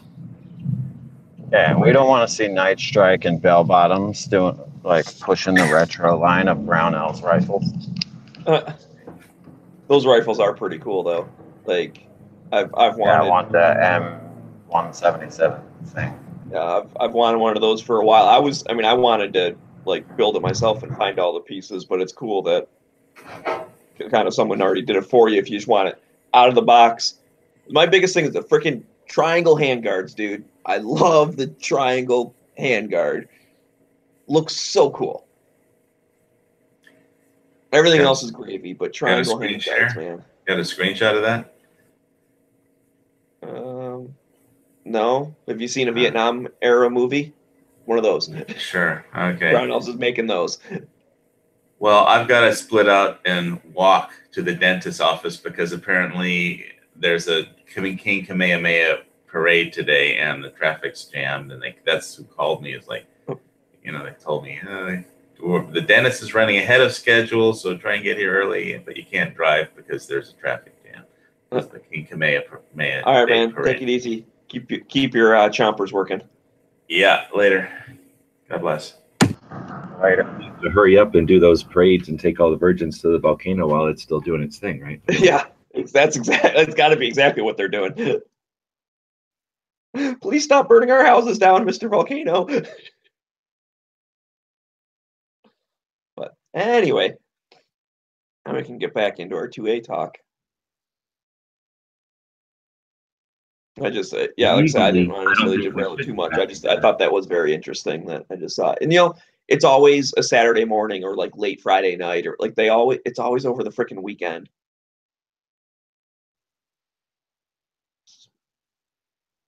So, I mean, I think we solved all the problems in Chicago, right? Like we fixed it. Gun violence went away. Well, yeah, it's a utopia now. I was concerned, but now that there's not going to be any Brownells videos on YouTube, yeah, it's over. Right. I mean, that was my whole thing. I was going to like go do a rampage or whatever, but you know, I don't know how to install a buffer tube, so like I can't do it anymore. So I like that Brownells would have taught me how to do it, and now I don't know how. Or I really wanted to know how to swap out my you know, my handguard, and now I'll never know. I've got a triangle handguard that fits in a carbine length standard, you know, delta ring type of setup, and I'm gonna put it on a 24/7 gun show when he stays. Carbine length. I think I'm mid length. That's what I meant. No, carbine length. Yeah. I bought carbine length, so I wanted to modify it to my pistol. That's what my goal was. I might have to keep an eye out on that one, because I can always build another AR and then just do a carbine length.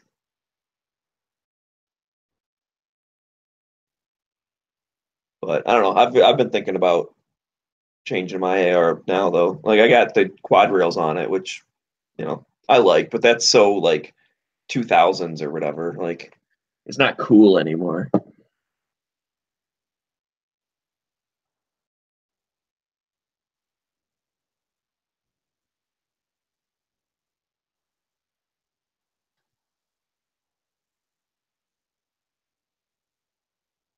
So okay then. Sorry. You can move a little bit faster for Moon to stick around. I know. I offended Moon, I guess. No, I got booted. Here it is. by I the, thought we were having the Moon and Smeggie show, and he just leaves. I got booted by the Google AI.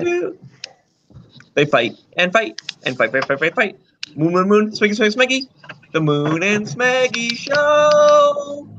So basically, it was like the Moon looking all angry at the ground, and then this little snowman shaking his fist up at the Moon. Bark at the Moon. Bark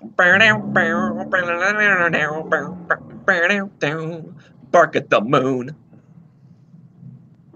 I just got carded by my friend's my son's coworker, who knows who I am.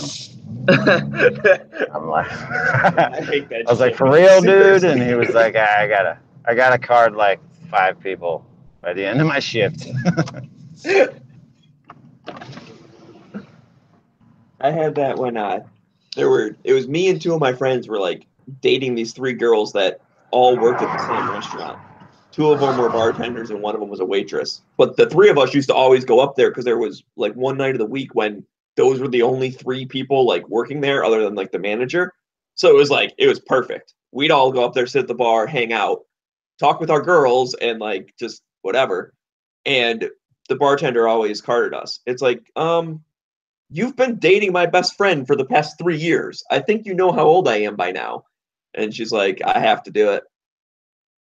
If one of like the whatever like regional managers walked by or like someone like from the company, because it's a chain restaurant type of thing. If one of them like saw her give me a drink without checking my card, like she could get fired. Even though I was, mid-20s at the time, I was over 21. Well, I would imagine in any kind of a thing that would solve issues, right? Because you're like, look, it's our policy, everybody. Like nobody can be like, I'm offended. Yeah, that's true. That's why the TSA gropes so many old people and babies. They're like, look, see, we're not pulling Arabs out of line. No, I think they're just. So I don't know how I feel about it. I think there should be some form of profiling due to statistics, just simply statistics alone. But yeah, that's just my opinion on that.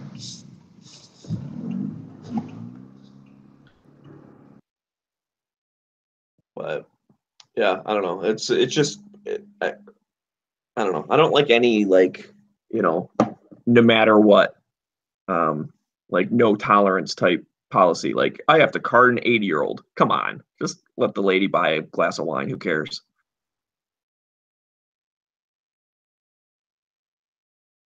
I think zero tolerance is one of like the main problems of a liberal ideology today. Wrong. All the zero tolerance. What if it's a young kid with one of them Scooby-Doo villain masks on? And without an ID, I mean, anybody can make a Scooby-Doo villain mask, right? But not everybody can make that. So if it's just like, oh, you look old enough, you're good to go. I was 14. I mean, that should be it. If you can get your makeup good enough, then yeah, you deserve that beer or cigarettes.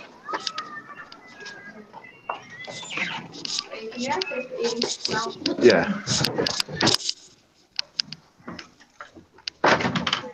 What do you think about companies that don't say when they were created, or organizations that don't say when they were created?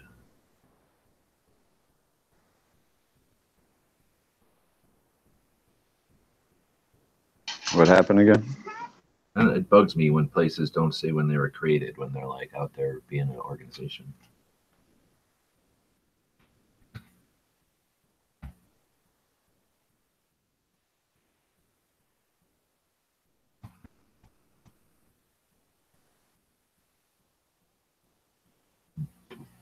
In the 1600s, I don't think so.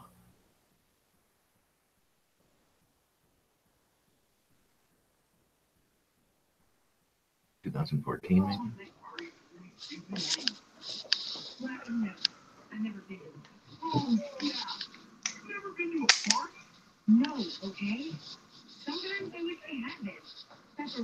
I gotta figure out how to sell my CZs to Smeggie now.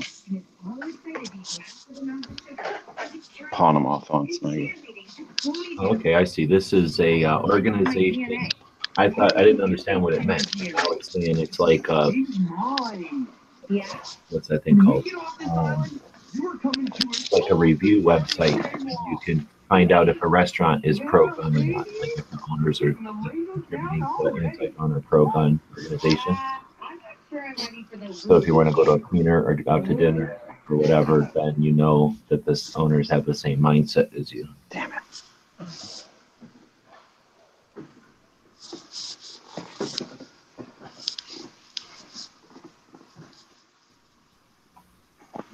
I remember an app that was telling people like when a company was pro-gun, they could like join that app or whatever.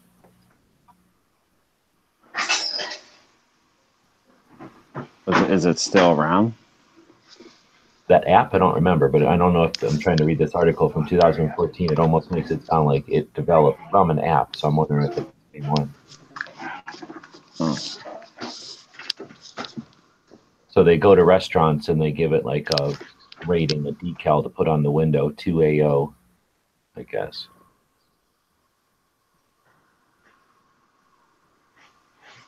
He says Walmart signed up.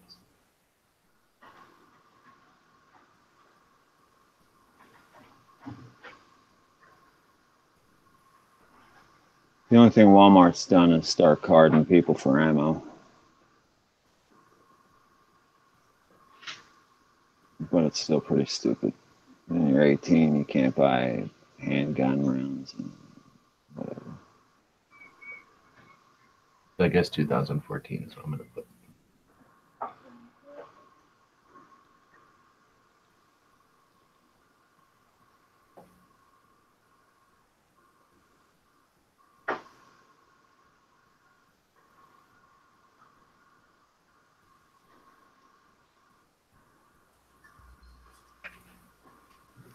It's me again.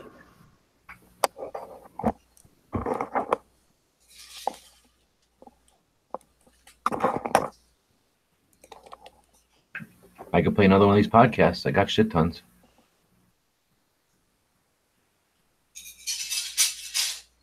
Paul Lathrop? No. Oh,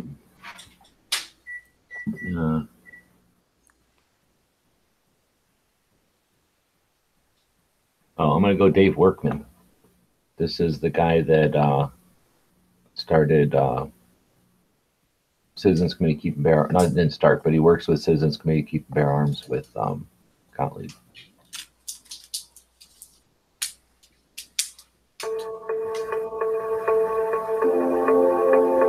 Freedom. Many years ago. Actually, that's a good intro. BC. And we took our, and I'm the other host, Dan Todd. We got a thing. And if you and I don't do this, the biggest little. Come on. Telling our children the only way they can inherit the freedom we have known is if we fight. Like an hour, because this is a big story, and we really need to talk about it more. What? Well, the thing that he's going to talk.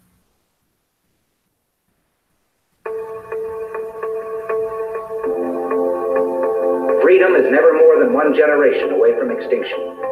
We didn't pass it on to our children in the bloodstream. The only way they can inherit the freedom we have known is if we fight for it, protect it, defend it, and then hand it to them with the well-taught lessons of how they in their lifetime must do the same. And if you and I don't do this, then you and I may well spend our sunset years telling our children and our children's children what it once was like in America when men were free. Welcome to Gun Freedom Radio, where we engage, is any of these, it's not so much that you've taken things out to use as targets, but don't leave them there. And they're tip of the week. So I'm excited for our, it's right on Pacific Beach, Raylan. Just face it, Cheryl, it's the grandbaby. Well, we love Jason and Cassie too. Yeah, I guess Jason's okay. Oh, and of course, I love my daughter. We have a great time with them. So we do this. We go everywhere with them. They're part of our lives. So. Yeah. So we took them over for a couple of days, and Pacific Terrace. It's right on Pacific Beach, which is near La Jolla. Anti-gun, and they see this circus wagon of a truck driving down the street, and they're going to pelt us with eggs. But it's the pushing it down our kids' throats. It matters how you vote. Study their air rifles. Action for more than Danny, but she decided. I mean, you got to be an athlete, right? Well, I learned how to do a lot. .com. They are strict. That, and you know, I'm saying if there is a good product out there to be made, how fast do the lines form when the new iPhone comes out? If it's a good product, you don't. Controlling the dumping. Dresser, it could be propane tanks. Whoa, people are shooting at. Gee whiz, we're gonna go after smart gun technology. Several years ago, that thinks of American gun owner to baloney, but most of them, the majority, seem to want to get to the truth. This is a terrible thing. I can't get the because Mexico. People that don't even know what the heck is Fast and Furious except for some with us.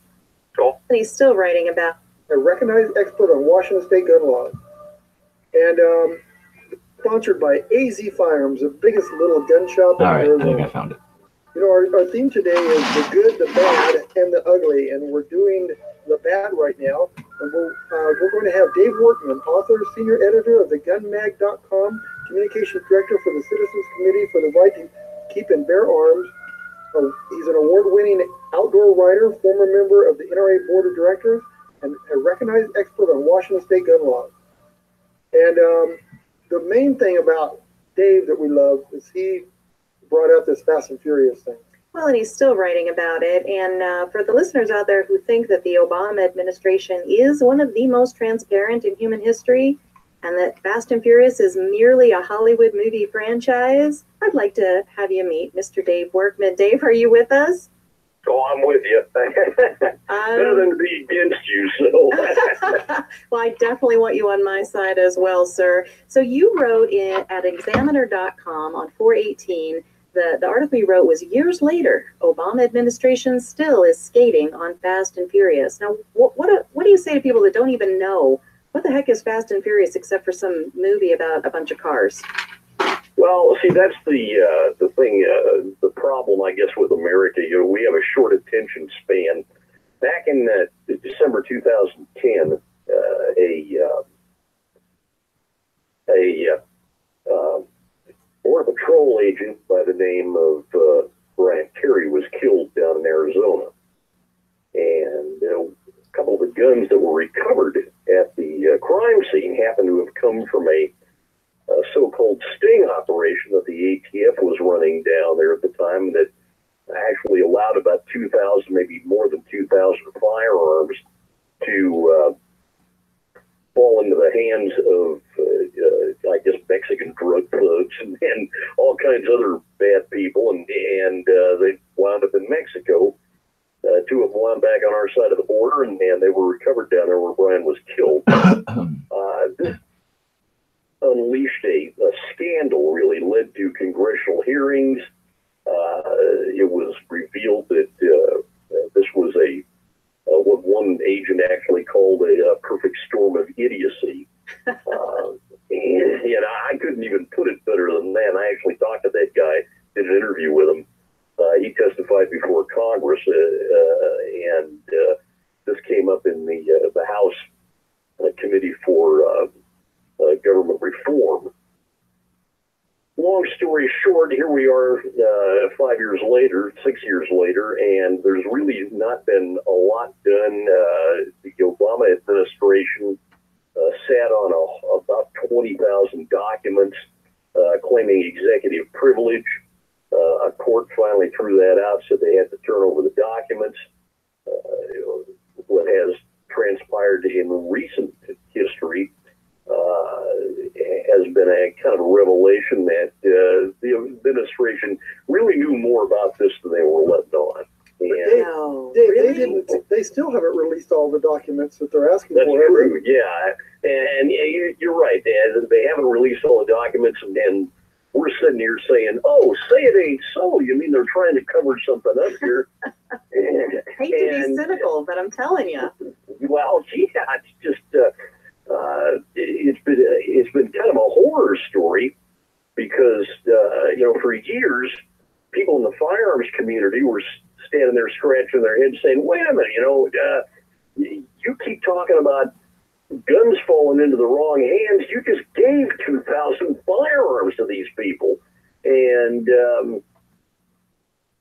so here we are today. They are begrudgingly turning over at least some of these documents. And that's what led to my headline. They're still skating on Fast and Furious. I think that it would be really nice to have a change in the Attorney General, which means we're going to have to change the administration come November, and go after some of the guys that really screwed this thing up. I can't say for sure that there's been any lying to Congress, but we need to find that out, and we need to make sure that something like this never happens again. Well, I think there are a few congressmen that actually thought this was a bunch of baloney, but most of them, the majority, seem to want to get to the truth. This is a terrible thing. I can't get the words out of my thought about what Eric Holder said. I am the Attorney General, as though he's clear from all this wrongdoing because he's the Attorney General. Right. While he was being questioned, he got very indignant that he should even be questioned. And I, as firearms gun store owners, and FFL holders, which is the federal firearms license holding that we have, we are held to such strict letters of the law to be sure that all of our I's are dotted, all of our T's are crossed. And then we hear the president stand up in January and say, we need more gun laws to keep people safe. And I just think, how can they say any of that with a straight face? How can they hold us accountable for, we wrote, drive instead of avenue on somebody's form, or actually we don't write it at all, the customer does, maybe we didn't catch it. And then they've got 2,000 guns that they have allowed in the hands of people they know have no business owning firearms. It is especially offensive to me, and it's such an affront to what we do. Well, I have kind of a theory, and I'm not the first one to offer this, but I think the Obama administration thinks of American gun owners as the enemy. Mm-hmm. For sure. And, this business that they announced yesterday, they want to add some more gun laws. And I wrote about this yesterday in my column at Examiner.com, Seattle Gun Rights Examiner.com. They're talking about smart guns again. Mm. And you're an FFL. You know that the really smart gun, the smart about the gun is between the ears of the person who's holding it. I like that. Well said. Well, other than that, it's just a great big heavy paperweight. So they're saying our guns are stupid then? I mean, our guns don't have brains. They're a piece of metal. Well, they want to have them, with the smart technology, with the fingerprinting and all of that. And I'm saying, if there is a good product out there to be made, how fast do the lines form when the new iPhone comes out? If it's a good product, you don't need the president to say, hey, we're going to shove this thing down your throat and make people make smart guns and make retailers carry smart guns. That's a good point. That's the fear that happened. New Jersey passed a law several years ago that once a smart gun was being retailed anywhere in the United States, gun dealers in New Jersey had to concentrate simply on selling nothing but smart guns. And that has been the problem ever since that law was passed. Now, I haven't heard anybody in the firearms community, not the National Rifle Association, not the National Shooting Sports Foundation, Second Amendment Foundation, Citizens Committee, none of those guys have said anything about, no, we can't have smart guns, we got to stop this technology. Nobody's saying we can't advance technology. My gosh, that's how we got bolt action rifles. That's how we went from muzzle loaders to lever action rifles, single shot pistols to revolvers and semi-automatics, and on and on and on. Those were great advances in technology, but nobody said at the time that those things were developed that you have to own them. And this is where we're getting out into the weeds with this. The mandate part of smart gun technology is that the anti-gunners want to force everybody to have smart guns. And we're sitting back here thinking, no, wait a minute. That's, you can't tell us to buy a product. Gee whiz, that'd be almost like Obamacare. Yeah. But that's what I was thinking. That's working real good for us right now, isn't it? Oh, absolutely. We can see how well that's functioning. And so he wants to have a report back from the DOJ and the military by October on smart gun technological advances. The DOJ's been working real good for us too lately too, haven't they? Well, yeah. The story that I wrote yesterday details some parts of this report, 16 pages long, that it was released yesterday. That gave the president this background so he could declare that, gee whiz, we're gonna go after smart gun technology.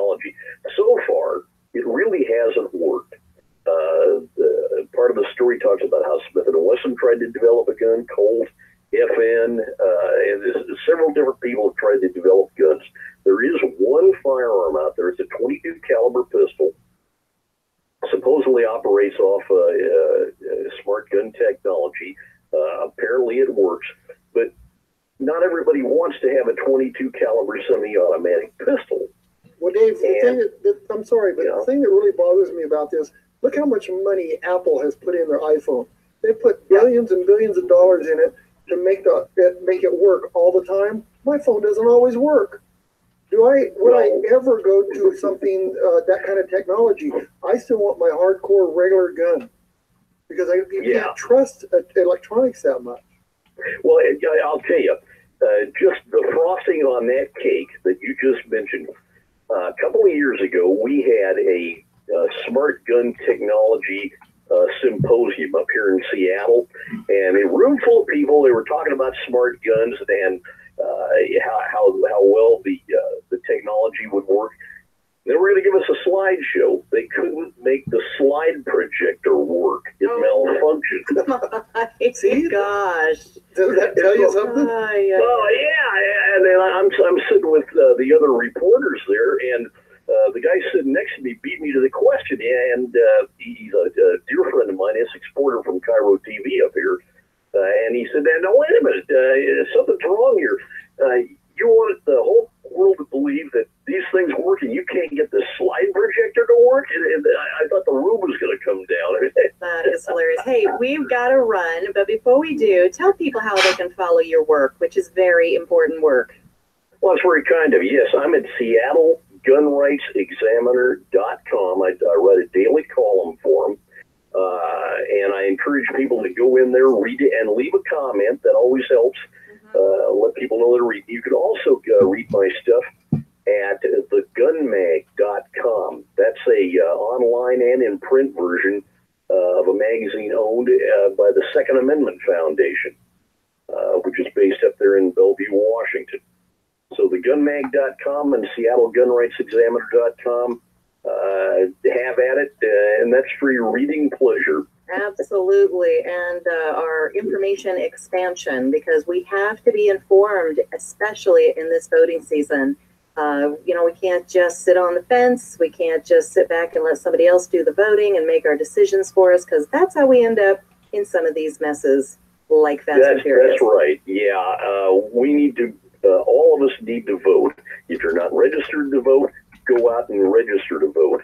And don't let me down. Don't let yourselves down. Come November, we're going to need every vote we can get. I hear you. Hey, thanks so much, Dave. I appreciate it. We'll talk to you soon. Always a pleasure. All right. Bye-bye now. Hey, stick around, because in our show today, the good, the bad, and the ugly, we have got some ugly trigger trash to talk to you about with Jeff Gersh right after this.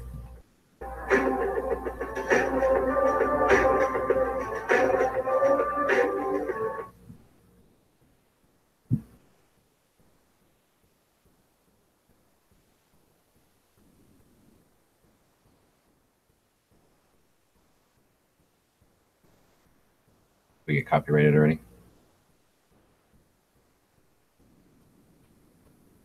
Yeah, Smeggie left. I think that had some pretty good points about the smart gun stuff, actually. It sucks. They have too short a format of a show. Like, I would rather listen to that guy for longer. Yeah. But that's on the radio, or that's a podcast? Or do they turn a radio show into a podcast? Right. So it's a gun shop in Pondwood, just about where Good Guy lives, I think. Right. And then, so it's kind of on the west side going towards California of Phoenix. So, like, way the fuck out, like the last, like, Phoenix just ends, basically. It's like city, city, city, city, city. Like, the last 4 exits of Phoenix are like Walmart, other shopping center, Walmart Supercenter, like other shopping center, desert, until you get to California. So that's where they're at. And then they call it Arizona Gun Freedom Radio or something. It's called gunfreedomradio.com, but I don't know if they actually get broadcast on a radio show. I think they do, though. But I know it's a podcast, and I know it's an iTunes thing. And, well, this is their site I'm looking at right here. So you can listen to their show just as audios. Is what I'm doing right now, is listening to these audios files just off of their website. Just click and play. But you can go to iTunes and shit and get them there. But Yeah, that's cool. They have a lot. Maybe that's why they don't do it for so long, because they're sitting in a gun shop. Oh yeah, no, exactly. It's a 2-hour show, and they'll have like 5 guests consistently, and then still talk about topics, and then have consistent like between guests they'll have commercials for their shit. So I mean, they definitely have production down. They know what they're doing. Looks like they've been doing it since 2015, and they have all of their shows here. But their shows are in just the ultimate of what you'd want. You click on the show, it tells you the guests, and then you listen to the show, right? So you click on the guest, and it tells you about the guest. These red things are links to what the guest is affiliated with, or like was there to talk about or whatever. And then these links are the shows that they've been on. So you can constantly go back and, oh, I found a cool guest. Oh, they were on other shows. And then listen to those shows and find more guests. Like, just very fucking well laid out. Yeah, and there's nothing bad about it except that they fucking have no respect for our flag. Otherwise, great project. Yeah, it sounds cool. And I know that is pretty nice. Although, I think you kind of mentioned earlier, it's like because they have so many guests, sometimes you're like, you could have talked to that dude a little bit longer. Like, but it's good though. I mean, you kind of need that. Everything can't be a fucking nothing fancy video, right? Everything. Did they ever have like repeat? They come back on for another time and talk about something totally different. Oh yeah, look at this guy, Mark Victor. Oh, I guess I picked a bad one. He's just been on one time. But that last guy, well, let's see. I got another one here. Todd Rathner, NFAFA. He's been on 3 times. Okay. Yeah. Dave Kopp, Arizona Citizens Defense League, one of the co-creators of it, and they never talk. I can't get these guys to do shit. You've seen how much shit I've been able to get. I can get Charles to do shit. I can't get any of the other guys from AZCDL to say shit. They got all these shows with them. So they know what they're doing. And in some respects, it makes me go like, oh, there's no reason to even do anything. These people have talked to everybody legit, right? Like I'm going through here and finding just shit tons of going through their guest list, right? So you can go through their shows or whatever over there, but you can also just dig through their. Yeah, that's not a legit thought though. So you could pull you could extract different information than they ever could, and vice versa for them. So I think it would be. No, I was thinking at first, like, yeah. Well, that's what I was saying. Is that like, damn, they got so many people here. They've interviewed everybody, but yeah, it's like 10 minutes. Like anybody could dig into this list of guests, and I'll bet you could contact anybody who's doing anything on gun channels. Could contact pretty much anybody on this list, and they'd be like, yeah, I got time next Thursday. Let's talk, or whatever, right? Because pretty much everybody's got something that they're trying to campaign or promote or get people aware of. And some of these are kind of boring, but some of them are really, really fucking cool. They had people on here that I wouldn't even known were gettable, like Heller. And I mean, I guess I just never thought about it. But here, Bob Templin, he's the owner of Crossroads of the West, biggest gun show promoter in the country. I've talked about plenty of times. He doesn't want to go on camera ever. I can't get him to go on camera. I never tried really hard, but he made it clear I don't want to be on camera. They got a picture of him and they did an interview with him, I guess. Want to listen to that one? I think Heller went to something like a few years ago. Maybe it was the NRA meeting. I don't know. Yeah, but that was the only time. I wasn't like watching. I don't think because for some reason, like I said, I kept thinking that he was like an old feeble guy. What do you mean by that? What do you mean by old? What? Oh, what was I thinking? So, do you want to listen to Bob Templeton, gun show guy? No, because everything you say is invalid because you said old. Oh, that's true. But yeah, let's do it. As long as I hope these guys are cool. They don't want to like copyright me or whatever. I mean, we're trying to promote the hell out of them because they're awesome. So. Oh, I don't think he'll be copyrighted. I know Cheryl, and I mean, I can't imagine there would be no. There's no possible way. I can almost guarantee that they wouldn't care. All right. I think this counts as fair use because we're commenting on like that they go around saying they have no respect for our flag, but I'll fucking tell them that to their face. You know what I mean? Right. And it says we encourage and educate and inform. That's the other thing. This is educational purposes. We're spreading the message. We didn't pass it on to our children in the bloodstream. The only way they can inherit the freedom we have known is if we fight for it, protect it, defend it, and then hand it to them with the well-taught lessons of how they in their lifetime must do the same. If you and I don't do this, then you and I may well spend our sunset years telling our children and our children's children what it once was like in America when men were free. Well, hello and welcome to Gun Freedom Radio. Gun Freedom Radio, where we engage, we educate, and we inform. And we are sponsored by azfirearms.com, the biggest little gun shop in Arizona. I am one of your hosts, Cheryl Todd. I'm the other guy, Dan Todd. Today we got a great show. The theme for today is Show Us Your Guns. It's Gun Show Weekend. Woo-hoo! We're at the show today, and amazing. We'll talk about the gun show a little more as we go here. I know, it boggles you up because there's so many things to say. I know. I don't know where to start. But our first hour, we're going to have Bob Templeton. He's the owner of Crossroads of the West Gun Show. He's also the promoter for the show. And, they have all this information on here, but they don't have the fucking date of when this was. Our second hour, we have Joy Rocket Shoe Dillon, world champion trick gun spinner. Then we're going to have a responsibly armed citizen report and Dan's tip of the week. With your special intro music that you love so much. Oh, that's exciting. You know you like it. All right. Well, I'm excited. I really am, because not only is it the biggest gun show weekend of the entire year here in Arizona, but it's a huge week for us because we own, Dan and I own azfirearms.com that you hear us talk about quite a bit here on the show. Let's stop a minute. She said we. She actually included me in that we own this. Well, you know, I got to play nice. We're on, public radios. People are listening. Okay. So we own azfirearms.com, and we also own an auction house called potofgoldestate.com. And, that's the web address, but it's Pot of Gold Estate Liquidations LLC. So, that's just the formal name. And so both of those are under the same roof in Avondale, Arizona. We're at 215 East Western Avenue. And we have auctions twice a month, sometimes more often, but every first and third Tuesday of the month. And the auction, it's an estate auction, which means that it's the better things that you would find in a person's home. We sell guns, coins, jewelry, antiques, collectibles, cars, boats, motorcycles, those sorts of things.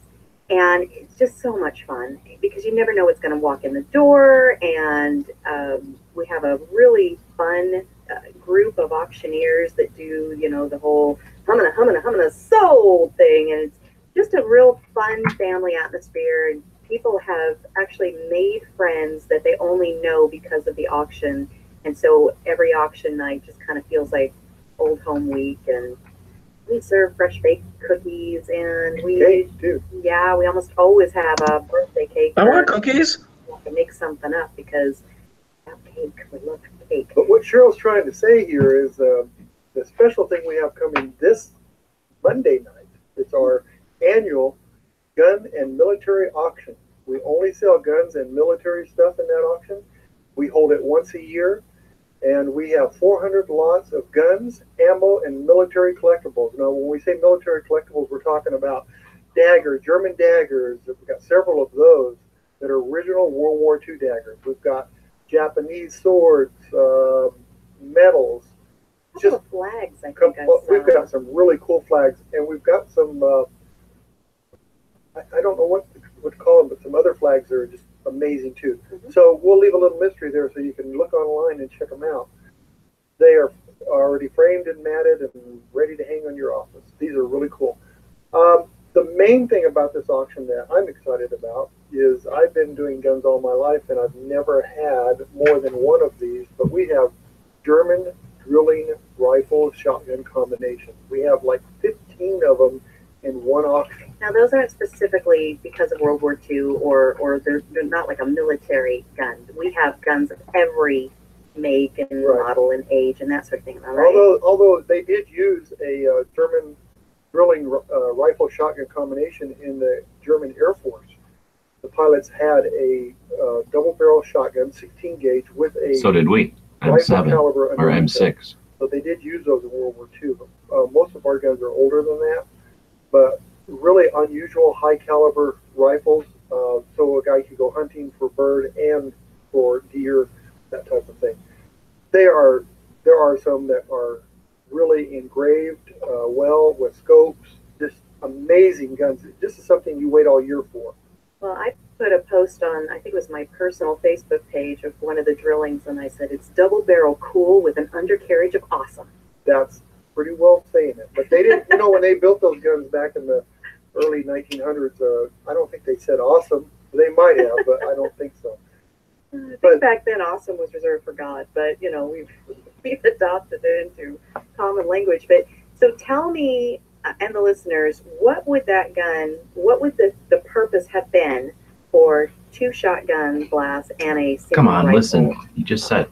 So they can use it for bird and big game. But what's the practical use? That is the practical use. Okay, so what do you use? What do you mean to use for it? Now, I understand that This people use is shotguns HBS. to right. But what's the legal implications of this? What if lava hits the water? Okay. So bird right. Back then, they didn't have hunting seasons and all that stuff, and people would go hunting for food. So In what humidity is this hunting taking place? So you're just prepared for anything. Right. It was a combination. So now, what's the point of hunting? Like, are you gonna eat stuff that you shoot, like, so that you can live? Like, why would you need to eat? I don't think you need 3 barrels to hunt a deer. We've got 3 Merkel shotguns. If you need 3 barrels to hunt a deer, that deer should get away. All kinds of custom things to them. These guns are $20,000, $30,000 a piece. They're just beautiful guns. Now these are older Merkels; they're not the newer ones, and really have a lot of collectible value to them too. So if you want to look up, every single thing that we sell at the auction is online.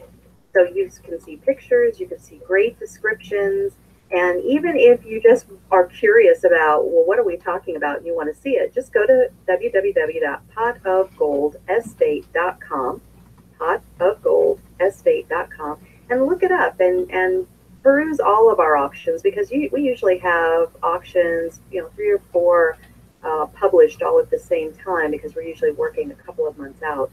But and our photographer is fantastic. Kimberly is our photographer, and she just can take anything and make it look like a frameable picture you'd want to hang on the wall. So right, it's like you can touch it so that you know what you're buying. One of the good thing about the website there, you can go look at every gun we've ever sold for the last 10 years and get a picture of it and description and how much it sold for too.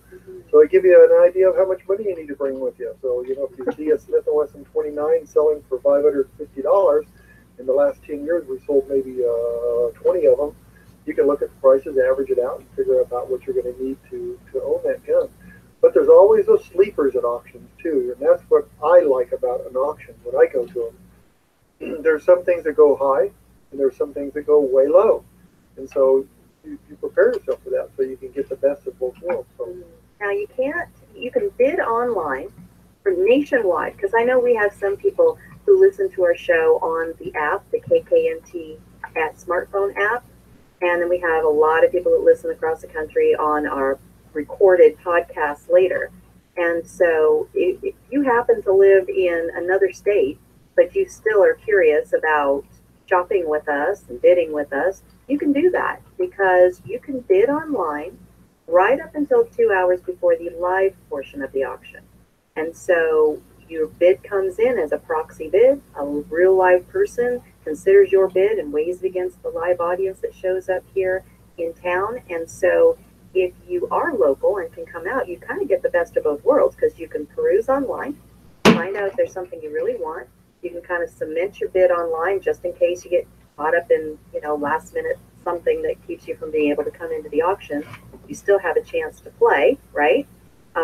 Or you can come in and sit down live in a comfortable room around friendly people and see the item in person and then bid live. And then all the online bids are weighed against what's happening live. And really is an awful lot of fun, and it's great because you can do so much research before you ever even walk in the door and make a really good, smart, informed bid, and you decide what you want to pay for stuff. Isn't that cool? Sure, and all those guns are at the gun show today, or most of them are at the gun show today, so you can come and look at them while you're at the show.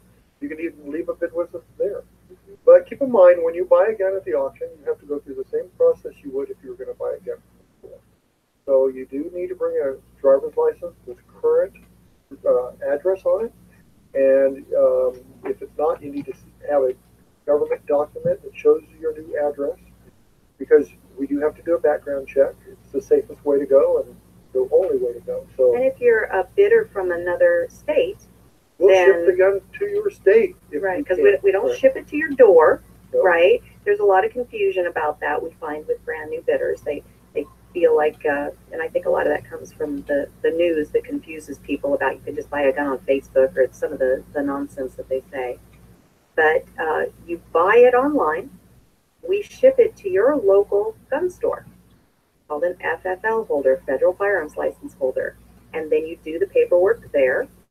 You've already paid us, you're doing the paperwork at your local guy, and then when you pass the 4473, which is the government background check through the NICS system, then you take it home and you go out and enjoy target shooting or hunting or whatever kind of gun it is. Yeah, and if you're a dual resident, to keep that in mind too, that there are a lot of people, winter people that come here during the winter that own homes or rent here. If you're living here, if you live here and you have an Arizona driver's license, you can purchase a gun here. So just keep that in mind. Absolutely. Well, again, we have lots coming up for the show. Of course, we've got Bob Templeton coming up a little later in this hour. And in our second hour, we have Joey Rocket Shoes Dillon. You hear him do some of our ads for the gun store. I like the line he says, gee, they bought a cannon once. And every time Danny hears him say, gee, they even bought a cannon once, he goes, this one? Is that all I bought? I think we're at 6 now. I just got 2 new the store brought me last week. So we've got 2 Japanese 75 millimeter field guns that just came in. One of them is here at the show today, so you can come and touch it. Yeah, really exciting. Although I don't know what kind of stork's got strong enough wings to be carrying in it. That's why I came in. Speaking of auctions, Come back with check us. out your website's eBay auctions. Our Responsibly Armed Citizen Report. Where did the thing go?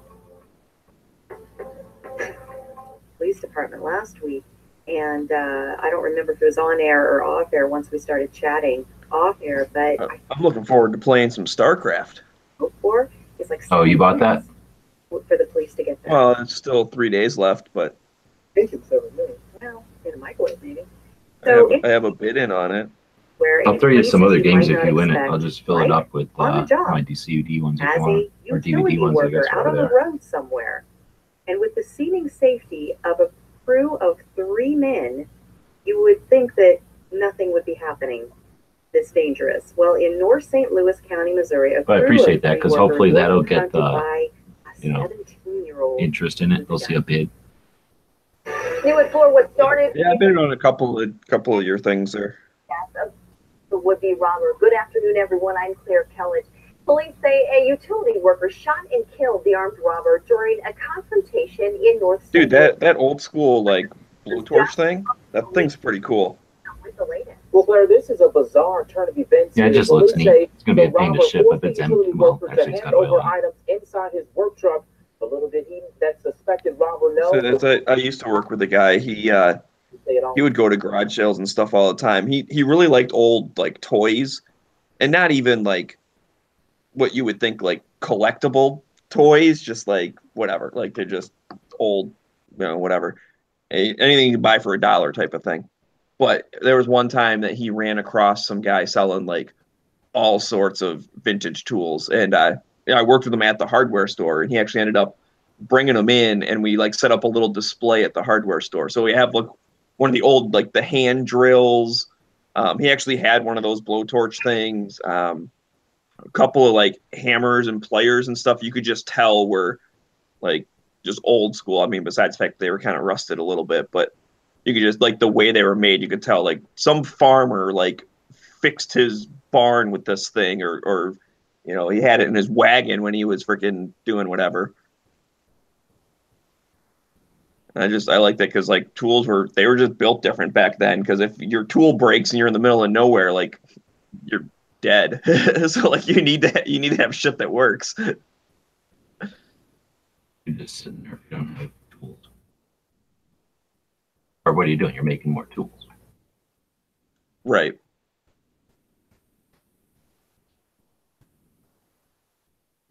Yeah, there's a couple of people that show up at the shows out here, and every once in a while they'll just have like a big table of I don't know, just old tools like that, like you're saying. And it's tough not to buy them, like an old like old rulers and stuff like that. Old like measuring things are always neat. Lots of like specialty tools always look cool.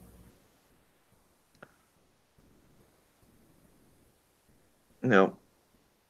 Yeah, he had something for I don't know, I think it was for horses or something, like doing the horseshoe things. It was this weird like God, I don't even know what it was. But it like kind of like a pry bar kind of thing, but it like you could tell there were like certain like notches and things that were like specifically like you could tell it's a purpose built thing.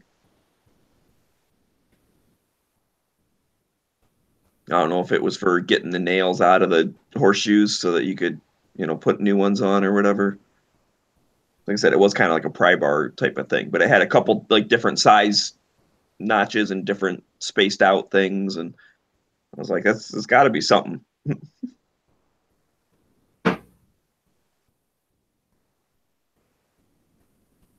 Well, they got to shave the foot and stuff, and then yeah, like have like crowbar hammer. Could be a pretty neat looking thing. Yeah.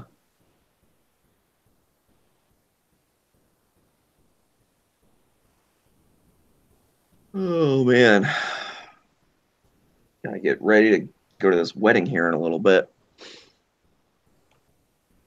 But the thing's supposed to be outside, and it's freaking raining right now, so that should be fun. It was supposed to only rain this morning and then stop, which it did rain this morning and stop, but then it just started back up here again.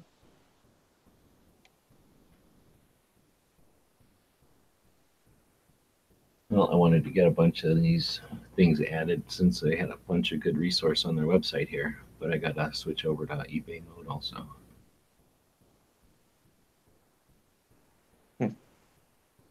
Fell asleep before I don't think I'm going to do the AZCDL guys today.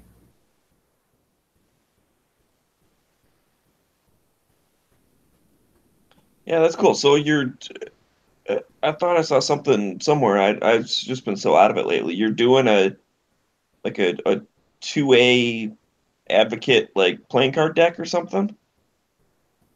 No, I just did that because I want to, you know, create resource, and I could poke at websites on a video all day, and it's only going to be interesting to certain people.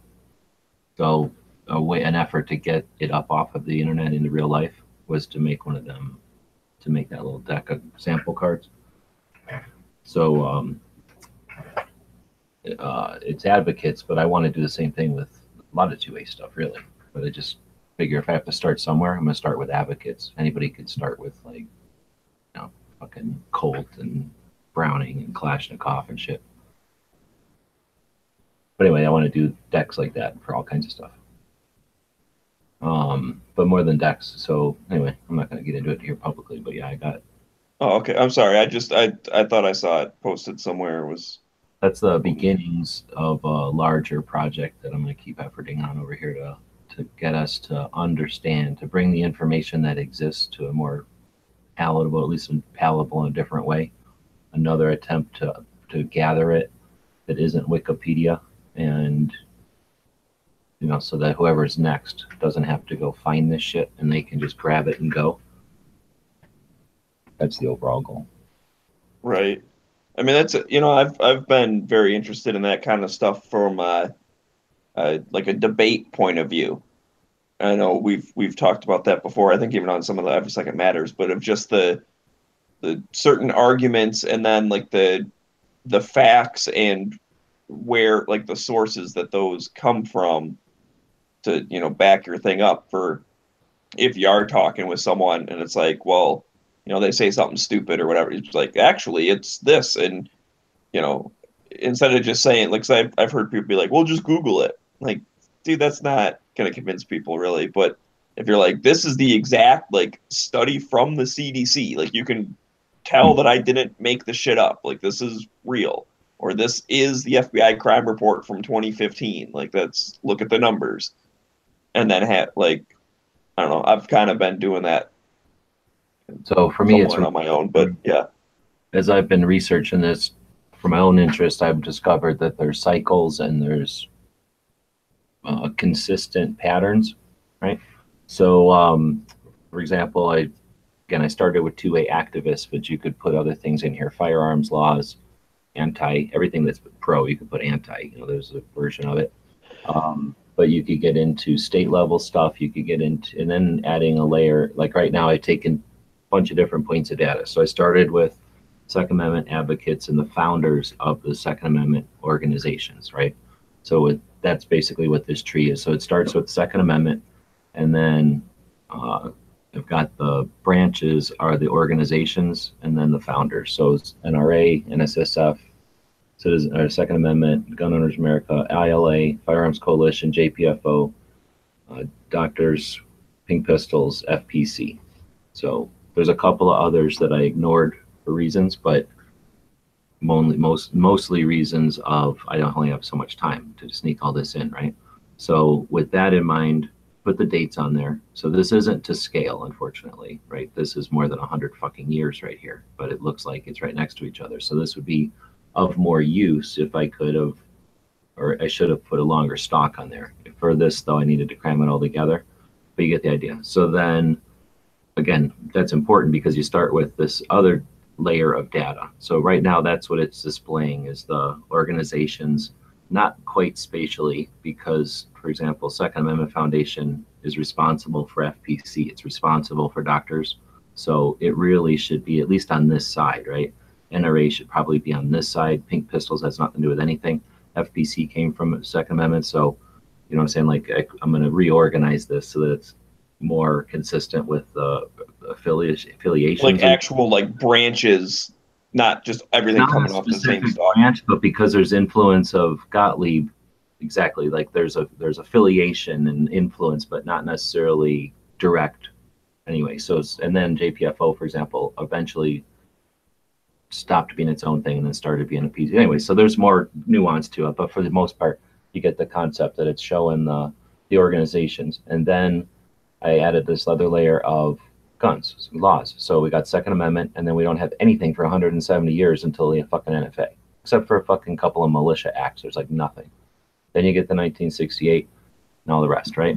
So this is interesting because it shows reaction, right? So 1934, you get a spur in from going from military firearms are a military thing to firearms are a hunting thing, and hunting is an established sport, and then hunters are getting shit on, so they come together and they became the shooting sports organization. So now hunters unify, and it becomes the first unification of firearms besides military. So it's a response to, like, hey, we're fucking around. We got laws now, like 170 odd years or whatever, nothing. There's no reason to infringe because that's not even a concept. Oh shit, we can infringe? Well, fuck, let's start infringing on hunters too, because I don't like them. And who else can we infringe on, right? So hunters are like, oh shit. They're so in a, you know, eventual response. It's not a direct response, but an eventual response. Again, if this stock was correct, it would show that this thing is a direct, you know, is a response in a way of the 34. Now every other one is a complete direct response. 68 happens, boom, you get everybody. Like, fuck this. ILA, Second Amendment Foundation, Gun Owners America, boom. Like, nobody's cool with the 68, right? No, that's changing things. All these organizations start, then you get the 86, and boom, whole nother pile of them. And that's what this is supposed to show. It's not the best visual, but that's the idea of the layers of data here. But now you go the other way and look at crime or assassination or fucking atrocity, politically motivated and implement, you know, with intent, and then you get reaction of firearms laws. So I think there's all kinds of layers to this. Then, of course, it'd be neat to just, I don't know how much the activism side comes down, but just this concept of interrelationships between data stuff would be throw down the guns, the development period. Like shotguns were the first, and then, you know, all the different levels of rifles, and then derringers and revolvers and pistols and semi-auto, full auto, lever action, all the shit happened in that order. And I think that'll be interesting for some people just to see the order. Some people think lever actions are a lot older than they fucking are, right? And then, of course, you get the individuals responsible for all those innovations. So that's where that part comes from. So then I can take the individuals, the guns, the dates, and the mechanics, turn that into a set of flashcards. They're not really going to be playing cards, I don't think, so much more as like flashcards now. Maybe once in a while I'll do a playing card one when the art is there, but I just don't know if there's too much data to put on these things once they're like flashcards, you know, to make them into playing cards also. Anyway, so I think that'd be neat to see the inventions and whatnot, and then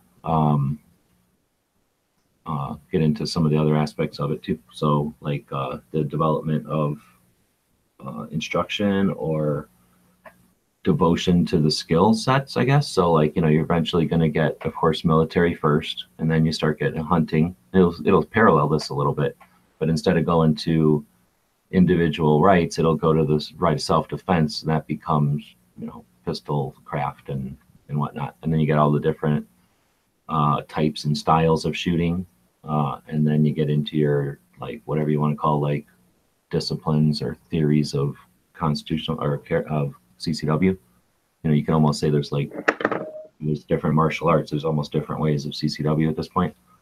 And then you can dig in and do the same thing with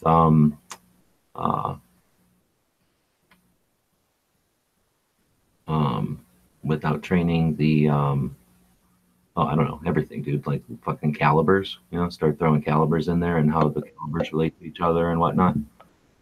You know what I would think would be interesting is the different competitions.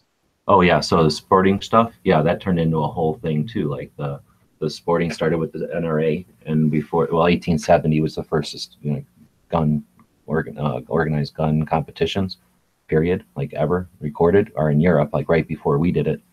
So yeah, that'd be kind of neat too. And then you see the development of like skeet and trap and all the different shotgun sports, and then how they interact with the Olympics is all kind of neat.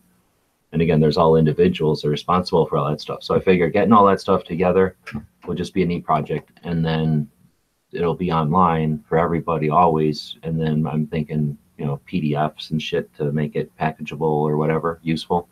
But then a couple of different ways to pull it up off the internet into real life that'll help fund it, and also, you know, make it usable. Like, you know, having it on a website is great, but having a fucking bunch of cards that a kid is getting homeschooled or something can start seeing other paths of history that necessarily ain't going to get at the homeschooling store, right? So I figure all those things would be kind of neat to work on this. And then I just figured of all the things I could start with, I'm starting with two-way, because I don't know too many people that are going to effort this. And if we're talking about keeping these fucking rights, then, and if this is all an effort to get people aware of what happened already, so that they can get ideas from what already happened, but also not waste their time and not walk into ambushes, because there's a hell of a lot of ambushes I keep seeing. So I'm hoping by illustrating some of this, we'll see it as a general culture and community, and then just be aware of them. And well, shit, we didn't listen to one where she said it, but Cheryl's all about like that whole concept of like, why are we sitting here doing nothing? This is when we should be pushing against it so that the momentum is in our direction. Like, she says it better, but you know, she's way into that theory. So I'm, you know, all about getting us ready for that.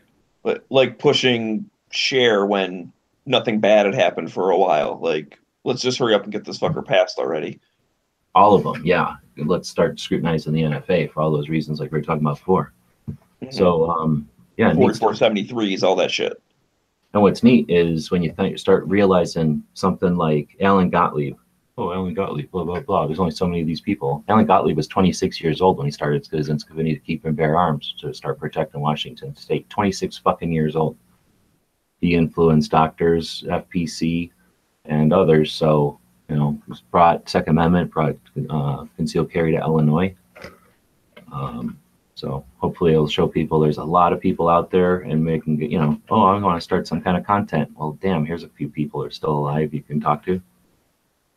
But, flip this over to guns. Can you imagine what the tree would look like for ARs? Down here somewhere it would start with stoner, and then it would have a few branches, and then it's just going to look like some kind of crazy bonsai tree, right? Yeah. Because especially after 04, once the assault weapons ban sunsetted, it just started going nuts. And now, I couldn't even name all of them, Okay, so now you get this part of it, right? Mm-hmm. So now, like you're saying, this is all an effort, because it's interesting, but it's all an effort for us to solidify our awareness, our knowledge of our history, so that we don't have to go, like somebody thrusts at us with this argument. We don't have to fucking have an answer to that argument, because we already know that so-and-so came up with an answer to that argument. Neil came up with an argument. Chris told us about it in a podcast one night. So boom, so hopefully we get some knowledge as we're learning this. But then, and then just the confidence of having the facts, not being sure that the facts are there because you heard somebody talk about it and they were confident, but you've actually had them, given to you in bullet points. You know where to go get them again. That's the most important thing, right? Like, there might be on Wikipedia, I'm sure. They're probably online, or like they are on Minuteman. We know where the facts are. If we need them, let's go get them. In fact, you might have a little card in your hand that has some links to, permanent reference or permanent right. links on it. That's something in my work that's always been said is you don't have to know the answer, but you have to know where to get it or who does. Like some of the best project managers, they don't know how all the shit works, but they know the first person to call about this subject or that subject or this subject, and get them on the phone and bam, solution in 30 seconds. Yep. And that's actually the best way, I think. My most successful thing is when you don't try to learn everything and know everything, but instead just know what's going on and where to get the details when you need them, right? Right. Yeah. No, I'm a jack of all trades type person. I know a little bit of everything. And if I have to, like you said, dig deep on a certain particular thing, then okay, I can go learn that. I have no problem learning new stuff. But I just need to know where to get the info later if I need it, but I don't need it right this second. I just know it exists. Exactly. So then the other aspect of it is once we've got that, I wanted to create skills, right? So under communication, I've now added that verbal judo one. So now half a Minuteman is the resources. Know what happened and hopefully get it all. And I'm not saying I know a perfect way to do it. I'm just putting it together the way I want to fucking see it. But at least it'll be all in one spot, and I'll have spent fucking months getting it all together for people. And then if somebody has a better way to graphically get it across, fucking take it, copy, paste, and go. You don't have to go fucking look for it for fucking 7 months on the internet, right? So hopefully this will become a collaborative thing. And then when 6 or 8 different people come up with little different infographics and fucking jingles and fucking memes and fucking whatever the fuck is next, little 3D fucking holographic renderings of fucking cartoons doing something, right? Fucking kittens telling it to you in Pokemon language, whatever the fuck is necessary to get the information across, right? People can take it and go with it, and we can link to it, and then this becomes an expanding resource of all that kind of shit. So that's the resource side.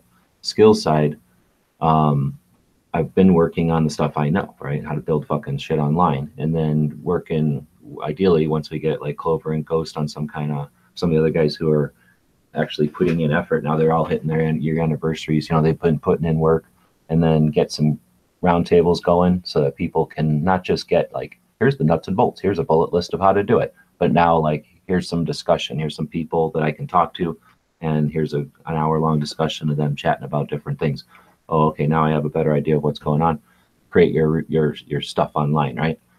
But then that's only half the skill. There's probably other skills, but the other skill I know I'm lacking on and that I've kept wanting to talk about is communication, right? And then I started last weekend looking at this verbal judo shit, and I can't be more impressed, dude. Did you watch any of this verbal judo shit when I was playing it? Yeah, just the stuff when we were in that chat the one day that you played. I didn't go back and watch any of the things, but I think we listened to a couple of those segments. okay, so you got an idea of how this guy gets his information across and whatnot, and gist of it. So he basically uses a a deliberate, thought out, established way of communicating to describe what cops do naturally. The way that a good cop is able to cut through the quagmire of bullshit like we experienced earlier, right? And I wasn't good at it. I should have just fucking verbal judoed right the fuck past all that and got on with it. But it was a fucking conversation. It wasn't like we had a goal. But a big chunk of verbal judo is not so much the tactics. It's just like gun training. People go, oh, gun training. Well, I don't like the look of that guy's jib. I fucking don't like fucking pistols. I don't like kneeling. I don't like fucking having to pay for shit. I don't like being outside. I don't like having to perform with other people around. I don't want to challenge my fucking thoughts of how good I fucking am. Like, I don't want to, whatever their fucking excuses. People want to throw that immediately out on training and then close their mind to it. When who the fuck cares about all that shit? Think about training is thinking about training. Like, it's interesting to talk about the difference between like World War II training, where they stuck their hand in their fucking pocket when they're shooting a gun, right? Like they're sitting around chewing bubble gum. Oh yeah, I'm shooting a gun. Like somehow that was fucking well thought out. Like somehow some bunch of people said this is the way to shoot a fucking pistol.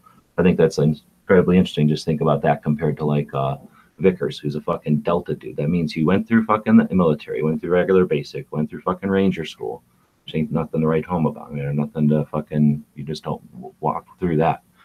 I got a Ranger, went to Green Beret, which ain't fucking easy either. Fucking Green Beret's fucking 9 months. You have to learn languages. You have to do one job ultimately well, because you're going out with just 12 dudes to basically, train indigenous people that are being oppressed to fight against their oppressors. So 12 guys go out and be 500 fighters. The 12 dudes lead and train and lead, platoons of fucking people that are behind enemy lines. It comes from the French Resistance. Vickers comes from Rangers going into Green Berets, then into Delta. So after Green Berets, they figured, we need people that can do counterterrorism. You guys are able to do incredibly difficult challenges daily. So take you and put you into counterterrorism, probably in a little bit different role. I'm not in all the savvy there compared to like SEAL Team 6. So fucking, can you imagine how much money their government has spent on training Vickers? And now instead of just sitting around chatting, which most of those guys are done, he's sharing some of that shit. So I think it's infinitely interesting to go from the olden days of like sticking your hand in your fucking pocket and like holding this pistol out like a weirdo, and that's somehow being trained. That's how people are taught to like whatever Vickers might be training people, or the equivalent of Vickers. There's a couple other Delta guys that are training, and just to blow that stuff off because somebody on YouTube, blows them off. That's ridiculous. So anyway, training is one of those things that we're like, oh, okay, we got all these like pre-thought notions about it, so we just tune out. I think that's what happened with this verbal judo. You hear this concept, verbal judo, it sounds aggressive or whatever, without any real investigation into it. You might go, oh, that's just some way of like mind games that a cop might have. But a big chunk of it, I guess I explained it way too long, but a big chunk of it is really just the concept of you are prepared to go into a conversation and you're going to do better in the conversation. If you have a goal for the conversation, you're going to be able to better prepare for the conversation. So that's pretty much all there is to it. Is like, a cop's goal is to get you to do whatever, comply willingly. So most of his stuff is about a cop, because these are what do you call it? Presentations to police officers. It's a police thing. So there are a couple where he talks to businesses or whatever, and he kind of switches it over to sales. But what we're trying to do is sell a position, right? Sell the concept of opening their fucking minds in a difficult situation where somebody's not interested in doing that. So these tactics are great and everything. And if you're not interested in the tactics, what I'm hoping people will still be interested in is the concept of being prepared for a conversation. And that's, if nothing else, super critical as activists, right? We need to be able to understand that it is possible, that people do it every fucking day, have conversations with people who are unwilling and, unwilling to not have a conversation and unwilling to comply. And people have conversations multiple times every day with those difficult people and have them comply willingly to do whatever the hell they didn't want to do originally, right? So if we can gain from that, right, and have effective conversations in our one-on-one debates or arguments or fucking conversations with these antis, what the fuck, man? That's what I'm talking about. That's change right there. And it could be as simple as just knowing that you're not going to win, right? We already know that, but just, you know, going in with the knowledge of, I want to get them to know that the CDC is valid data. You know, so go in, have a conversation with them, and they bring in just using these techniques of the verbal judo or whatever to, you know, steer them back to, the CDC is accurate data. Well, the CDC has accurate data. My CDC accurate data tells me this, or whatever the technique is. And then, like I say, if you can walk away with somebody who you didn't change their mind, that's unrealistic. But now you've got them to at least acknowledge that the CDC is good data, then fuck them. They can't, they can't make shit up off of those numbers. Those numbers exist. They're freaking spreadsheets, databases.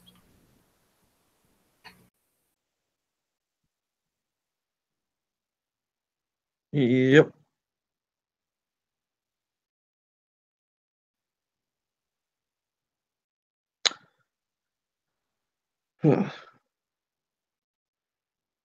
Well, unfortunately, I got to get going. I think I'm going to go ahead and shut this cave down. But I want to thank everyone for jumping in and keeping it moving, especially when I had to run away there for a little bit, take a couple phone calls. But yeah, it was a good chat. I always enjoy talking Second Amendment stuff and hopefully encouraging other people to fight for our rights and whatnot.